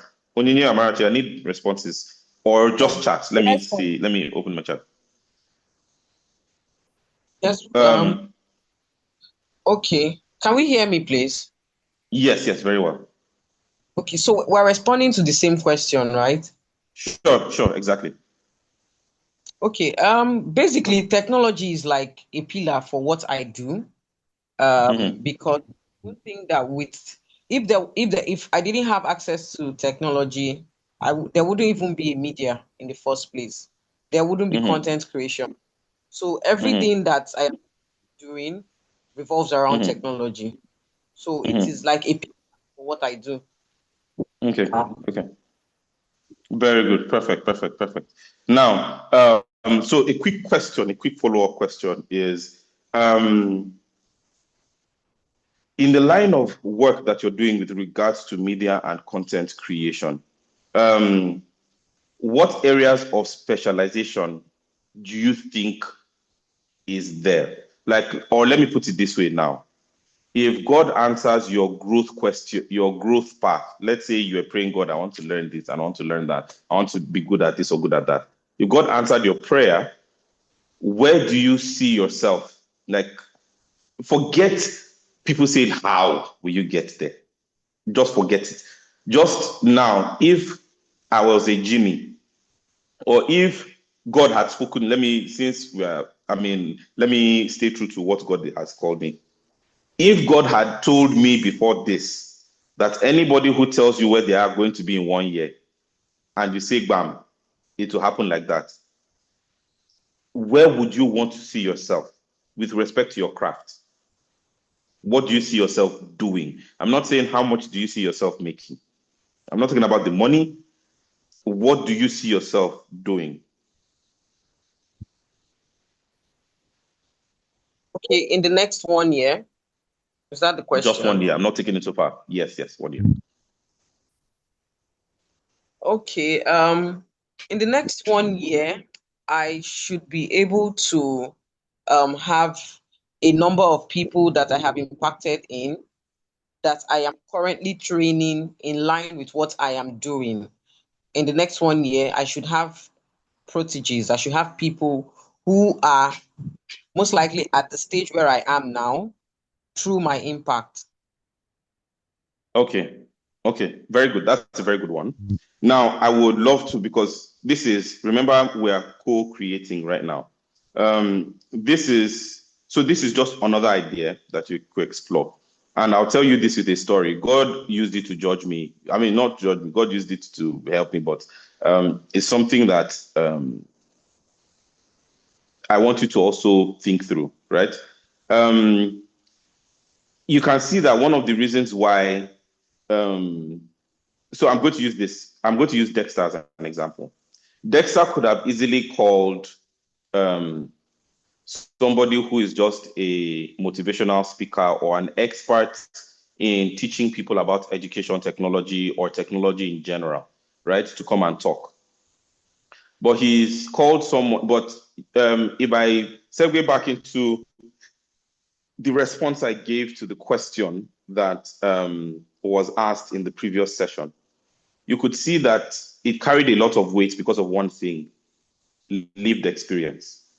So I could stand as an authority to say one or two things because of lived experience. So the route to become an instructor in something, especially when you're learning it to be beneficial to you, should first of all come from lived experience and garnered prospects and progress. Meaning that if you see, let me give another example I love using the Bible. You see, there's this guy called Ezra in the book of Ezra. There was something that Ezra made up his mind to do. He made up his mind to do 3 things concerning the law. And they are in order of progression. And if you check that passage, I don't want to say open your Bibles to. Ezra said something very important. He said, Ezra committed himself to, number 1, to 3 things concerning the law. The first word was study. The second word was do. And the third word was what?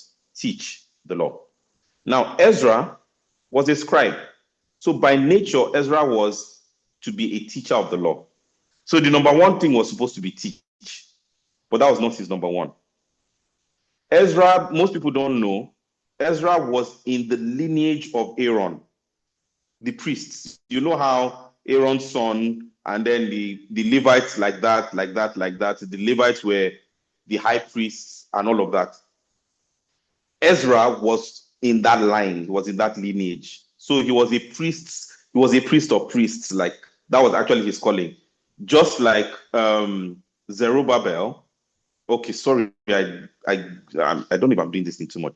Zerubbabel that was the one that went back to Israel to start building the wall after in the time of Cyrus, and they gave the stuff to Zerubbabel before Nehemiah. Zerubbabel was also from the line of the kings. When you're talking about from David, Solomon, Rehoboam, his sons, like that, down to the ones that were taken into captivity, to the son Shealtiel before Zerubbabel. So Ezra was a priest, and the work of the priest and a scribe was to teach people the law. They were called teachers of the law. But Ezra's makeup was to what? Study, do, teach. And you see, it's in progression. The first thing you have to do when it regards to these things that you're doing, which is why I love how Dexter talked about being a student of lifelong learning, is study. Now, when you study, the next thing that will give you authority to be a teacher is to do.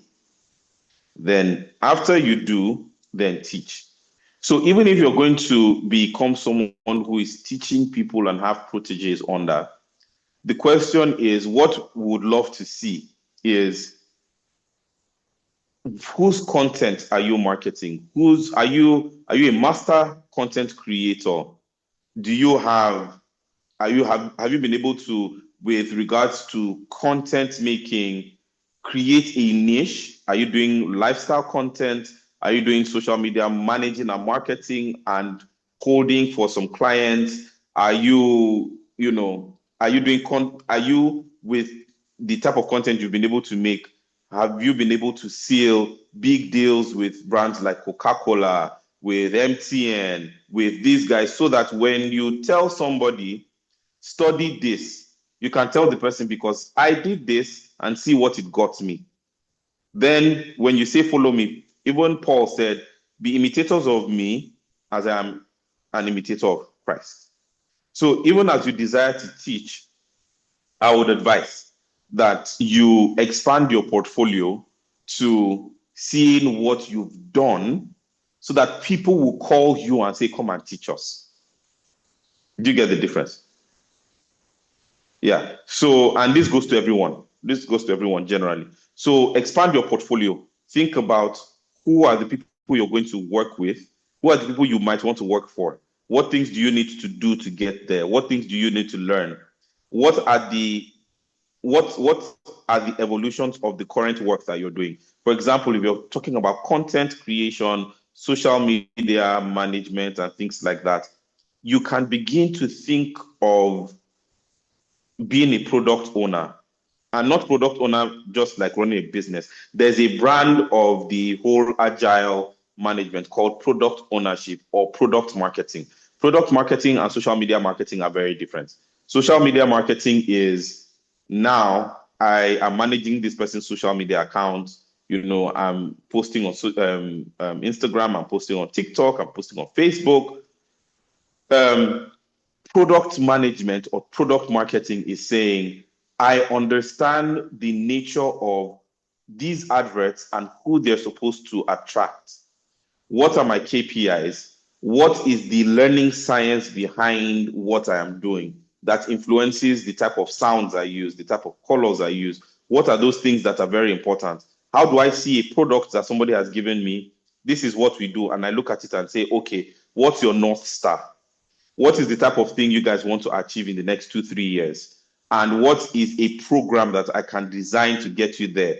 Not just from social media, but from normal print media, or the type of conferences or the type of meetings you should go for. Product marketing is saying, how do I get this product into the hands of the people that need it the most? And it's a natural evolution of social media and content. So I'm using that to just expand your portfolio. And the reason why I'm doing that is there are many free courses on Udemy. There are many free courses on YouTube that teach these things. And why I'm saying courses is because instead of just watching videos here and there, the problem with videos here and there is that they just take from something and drop somewhere else. But when you follow a course, it's systematic learning. And when you finish a course, take another one as you're practicing, right? So I just wanted to do that. Now, the last person, Amarachi, I would ask you, instead of starting with the first one, because I already know that to be a software engineer, you already use tech. I'm just going to go to the last one. Where do you see yourself in 1 year? And to ask that question, first of all, what's your current? Sorry, I told you I was going to be a bit partial to you. What's your current stack with respect to software development?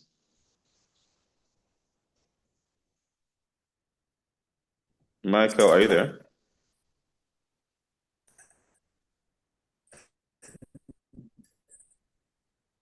Okay, I can tell that Michael's internet, because it seems like it's a bit shaky. Sorry. Oh, okay, sorry, Michael. Yeah. So what's your current stack? Were you a software developer before you started this program, or it's just this program that you're beginning to start your journey?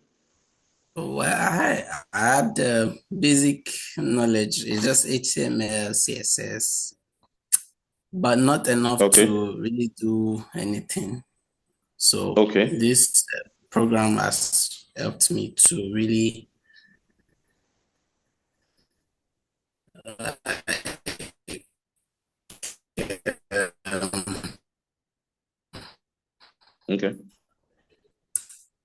bring that ability to visibility so the goal is to really design websites for small scale businesses and startups.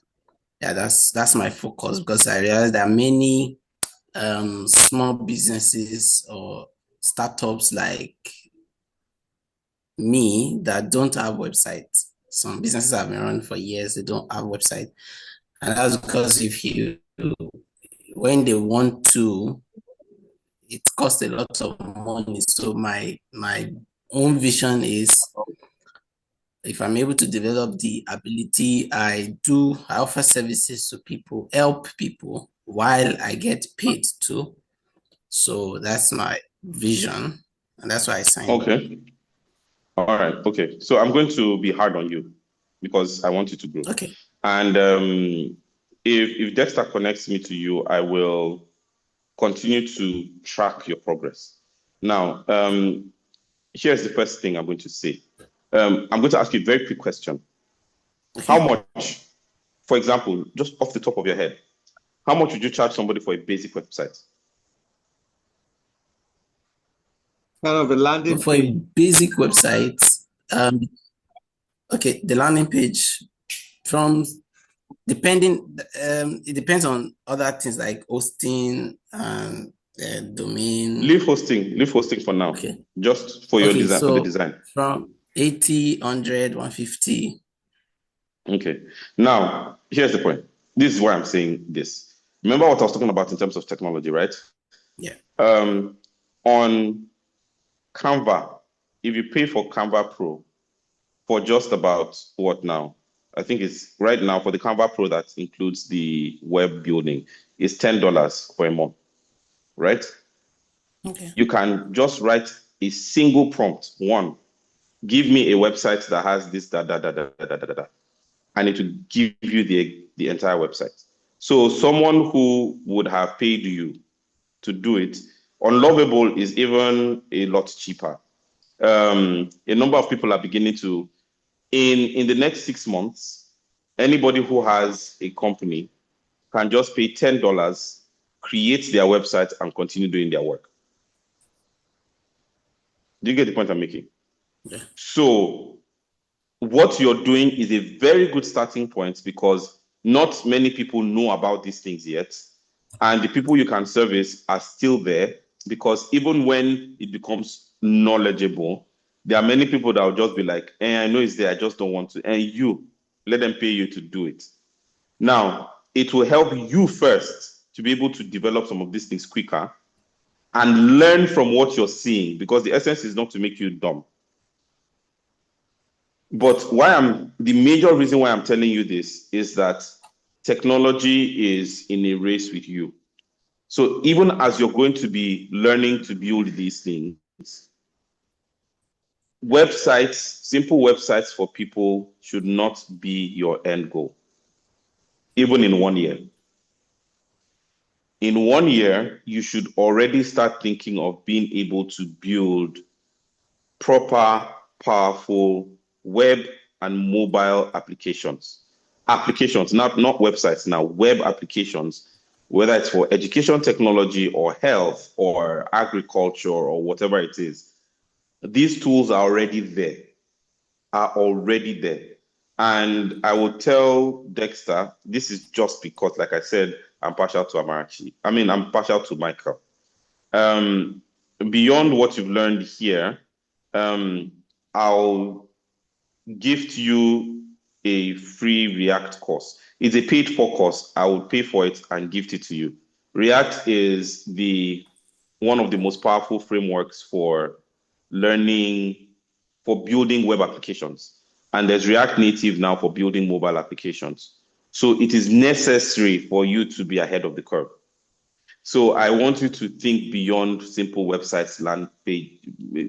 Think the way people created Facebook, if I want to create a simple social media network, or if somebody is saying, okay, this is the type of work I'm doing, okay, you can actually create an app that the students can connect this way and they can request for this, or if whatever people are thinking through, you should be thinking, I can create a web app or a mobile app that makes that interaction possible. Right? So, yes. So I'll do that. I know Dexter, he will not let me rest until I do it. But please, and I think I'll just end this here by saying that from everything we've discussed, you can see that technology improves every single thing that you're doing. Every single thing that you're doing. So it is important that no matter what, you're thinking of, number one, it is to make work easier for me first and for other people. Number two, it begins with me. So how is it making my work easier? And for you, I'll let you know, there are tools already that are coming up now, especially if you're going to build websites, whatever you're doing, download, I'll send it to Dexter as well, Cursor. Cursor is a tool that, why I prefer Cursor to the other tools is because with Cursor, you can be enhanced with AI to build without just typing a single prompt and it's doing the whole thing for you and you don't know what it did. But with Cursor, just like Visual Studio. So have you heard of Visual Studio Code? Yes, that's what we use. Very good. So Cursor is built on top of Visual Studio Code. So Cursor works the exact way as Visual Studio Code works. But if you want to, for example, center your header, you can just type a prompt and it shows you the code that it did. You can accept it. You can continue to move. So it makes some of those things that you're remembering, go to Google, how do I do this, come back. You're seeing everything just step by step, pam, like that. And it's still Visual Studio Code that you're completely used to. So I will send you the link so that you can get that. It's free. It's free. So you already have some free tokens with it. So I'll send that to Dexter so that it supercharges your growth. And then I will pay for a course and have that gifted to you. If you send him your email address, he'll send it to me. And then make sure and I'll follow your progress. Who knows what will happen in the near future? Yeah. Yes, he already has a GitHub profile where he has been perfect. assignment here. Perfect. So we'll be synchronizing on that as well. So perfect. So thank you guys. I hope this has been helpful to you guys in one way, shape, or form, and look forward to interfacing with you guys again in the near future.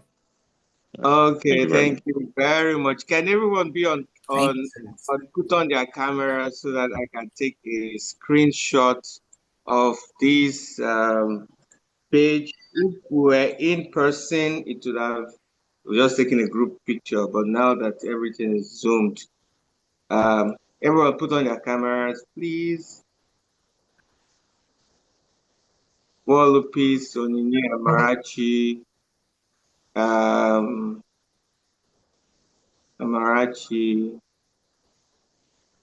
put on your camera. Where's Amarachi?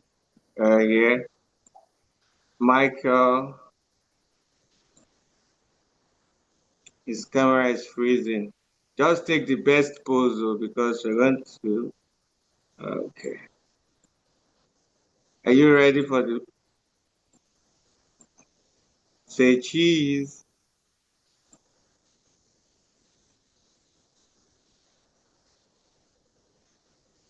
Okay, so some people are not showing like Michael. Michael has refused to show. His screen is freezing. Michael, what is the matter? Oh God. My camera is on. My camera But is on. Can you see me? Can you see okay. me? Now it has decided to show. Okay. Are you ready? Yes. Again, one more time. Sorry, I'm a photographer, so I like taking so many shots. All right. Thank you very much, sir, for coming in. I really enjoyed the lecture. At least I've learned a lot. I've learned a lot, especially that Bible reference. I think it's study, do, and teach. I learned that is a very powerful one. And then the other example you gave from the beginning, from the program manager session, which is to know how to navigate the world.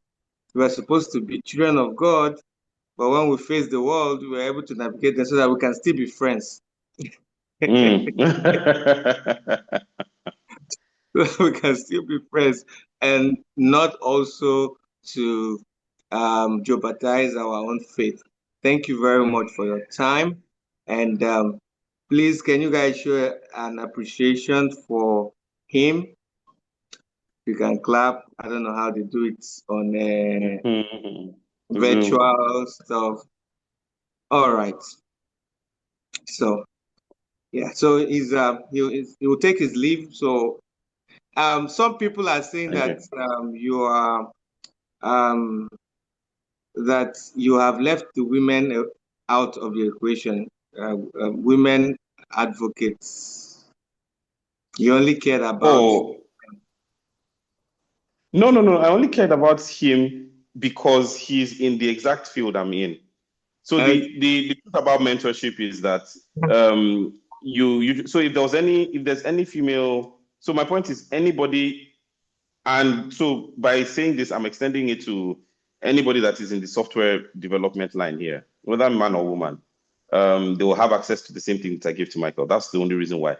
I wouldn't know how to mentor someone who is not in my field. That's the that's the only reason. So maybe I'm sure I'm putting this as a an assignment to Dexter. I know very well that he's connected to a number of people. So if you do the same thing with others, I'm very sure they'll be willing um, to to participate as well. But that was the major reason why. All right, no problem. Yeah. No problem. All right, so you can, if you want to stay with us to the end, good. If you want to leave, no problem. Yeah, I'll just put off my camera, but I'll be around. All right, all right. All right. Thank you. Okay, congratulations, Michael. Wow, you won something. I wish I had someone like this when I was growing up. You people are just enjoying yourself, eh? You're just enjoying yourself, eh? Well, you guys are just, well, I think it's your time. Enjoy it. So, I really appreciate everyone for being here. Well, I don't know if anyone wants to say something. Let's give the floor. Who hasn't spoken? Prosperita has spoken. Onyinye has spoken. Amarachi has spoken. Where's Jennifer? Michael has spoken. Jennifer is not here. And Benedicta has spoken. Prosperita, where's your sister? Are you going to say, am I my sister's keeper? No, sir. Where is she? She's busy, sir. Busy? Okay. All right. So I think we hit it at the the exact mark, the exact mark. So we have a little bit of extra time left. So don't forget the post training activities. You have the 30 days self reflection, and then you have your projects. These are two major activities. If anything comes up, I will inform you along the way. And I appreciate everyone for being with us. Where's the program manager? Oh, yeah, the program manager, do you have anything to add before we end this session?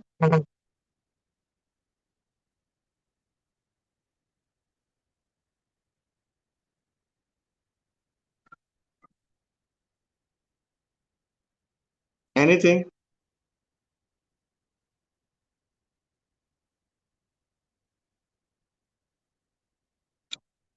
Program manager, do you have anything to say? No, it's okay. Are we done? Because my network disconnected me. I just got in. So Yeah, what we're did I about miss? we're almost done. Just in the final closing moments. That's why I'm asking if there's anything. Do we have anyone who there's something that has been said that you don't understand? Just let me know.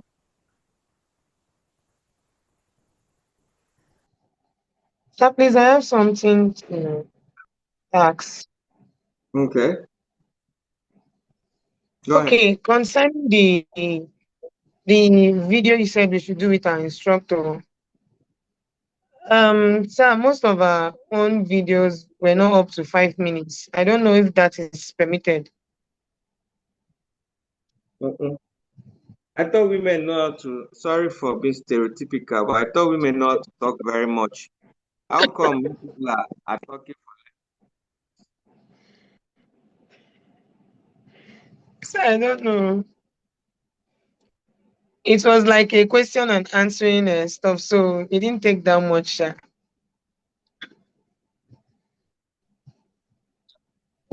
And please, I want to know, sir,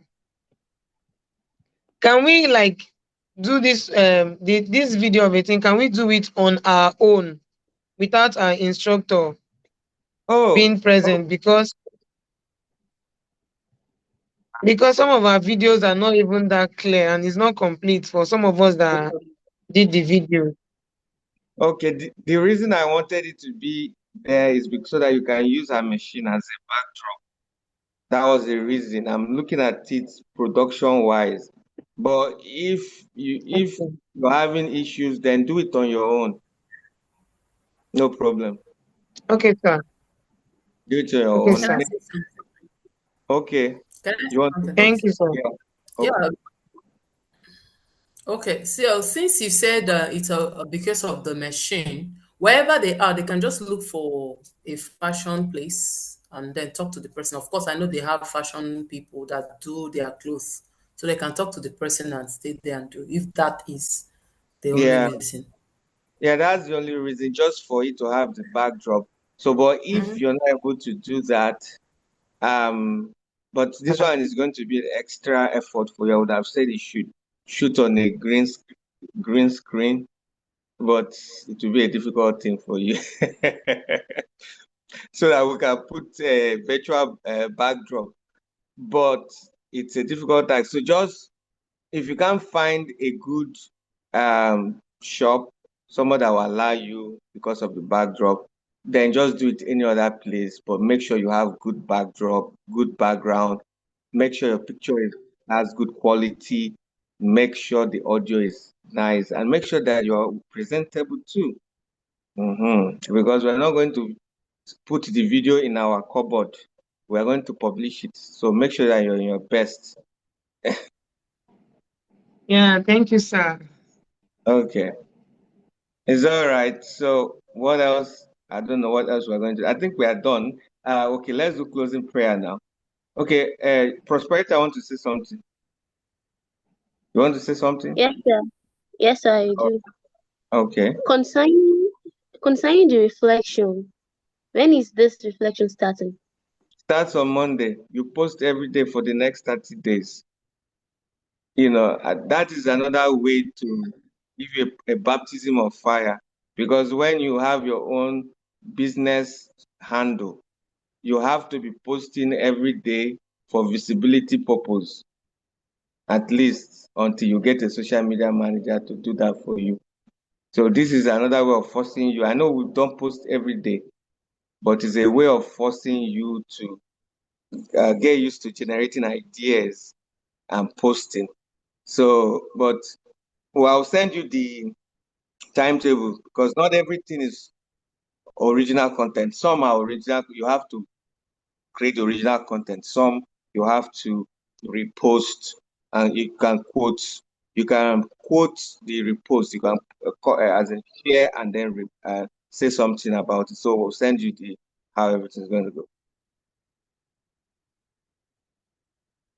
And I'm going Okay, to sir. I'm going to send you a calendar so that people will choose what date will be convenient for you from Monday moving forward. I'll have one-on-one meeting with you. There are a lot of things so that we can just put finishing touches to some of the things that we've discussed. Okay, All sir. right. Can you guys give a round of applause to the program manager?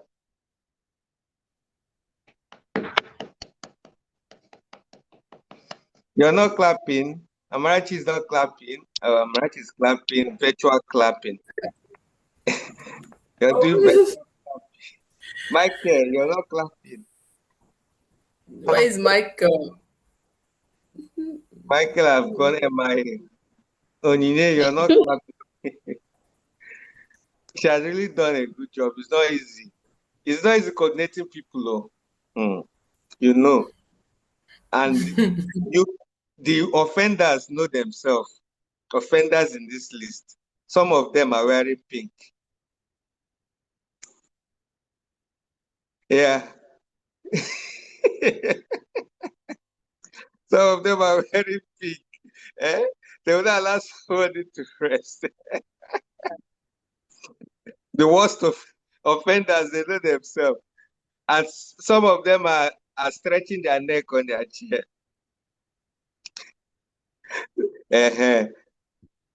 She knows herself. But anyway, you've done a great job. I really appreciate everyone. I appreciate you. And Onya, I like your glasses. Thank you. Look at my strength again. All right. All right. Thank you very much. And we'll keep talking. Keep your eyes set on the group. We're dropping updates on your group.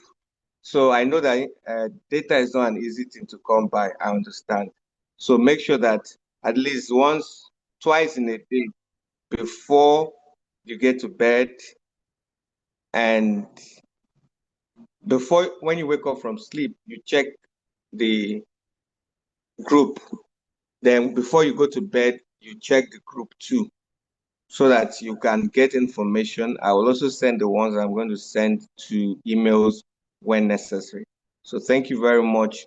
Thank you, Onyinye Ode, despite your busy schedule, because I listened to your interview, and you have a lot on your hand. You have so much. I appreciate women, and I did try. I don't know. It's not easy. I don't know if I can be a woman, because you guys are doing so much. I appreciate peace, while always disturbing somebody every time. And Prosperita, I appreciate you. I know the effort you put in, even when the condition was not right. You said no, no rain, no shine, no sun, no transportation can stop me from getting to wherever I want to go. I head ahead. I appreciate that effort.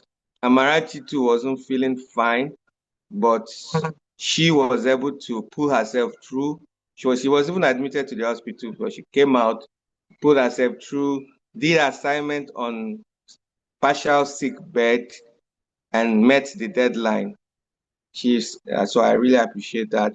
Michael, he lost his phone in the process of this class, but he still tried to meet up. Even when I was doing the assignment, and I was doing exam with him on Friday, his computer was hanging, his keyboard was having issues, but he still held on. I wish there was an internet cafe that would have helped a lot of our software guys, but there's no internet cafe around right now. Maybe it's business opportunity for somebody. So he did well. He overcame the challenges of his computer and the internet. I I also appreciate, yes, Benedicta, the birthday girl. In order not to miss the opportunity, she had to travel to Port Harcourt, where the stuff was held, left the comfort of our home, traveled stayed away from home 6 weeks, and stayed with people that will be telling her that this girl is finishing our food. Let her come and do and go. I know they're saying that kind of thing. Especially that I've stayed with people before, and I know that kind of feeling. Come and do and go, you're finishing our food. So I will appreciate the fact that she did what she did, and I don't know how, because there's another person from Bielsa that we had before in the process, that person could not make it. So Benedicta made it. I don't know the magic she had. Maybe she had good family friends or good family members or friends that, you know, that kind of loved her. So they gave her the time. I hope, Benedicta, I hope all the food that you finish in that house, you're going to send it back to them. Eh? When you start making money. Don't forget what they did for you. Okay. Yes, I will. All right. Thank you. So, all right. In the absence of any other thing, so we'll like to call it a quit. Thank you so much, everyone, for being here. And sorry for the extra time we spent, 22 minutes. And I also want to thank the media and the software people. They also tried. I don't know which one is more expensive, whether transportation or internet data. I don't know which one is more expensive. Internet data is not an is like gold right now. It's not an easy thing to come by. MTN, Glow, and the rest are smiling to the bank. So I really appreciate you guys for staying with us, even in the midst of data issue. Thank you very much, and have a good night. Have a good night. Bye-bye. Thank you, sir. Bye. Bye. Bye. Thank you, sir.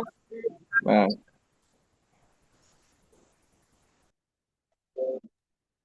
Good night, everyone. Bye. Bye.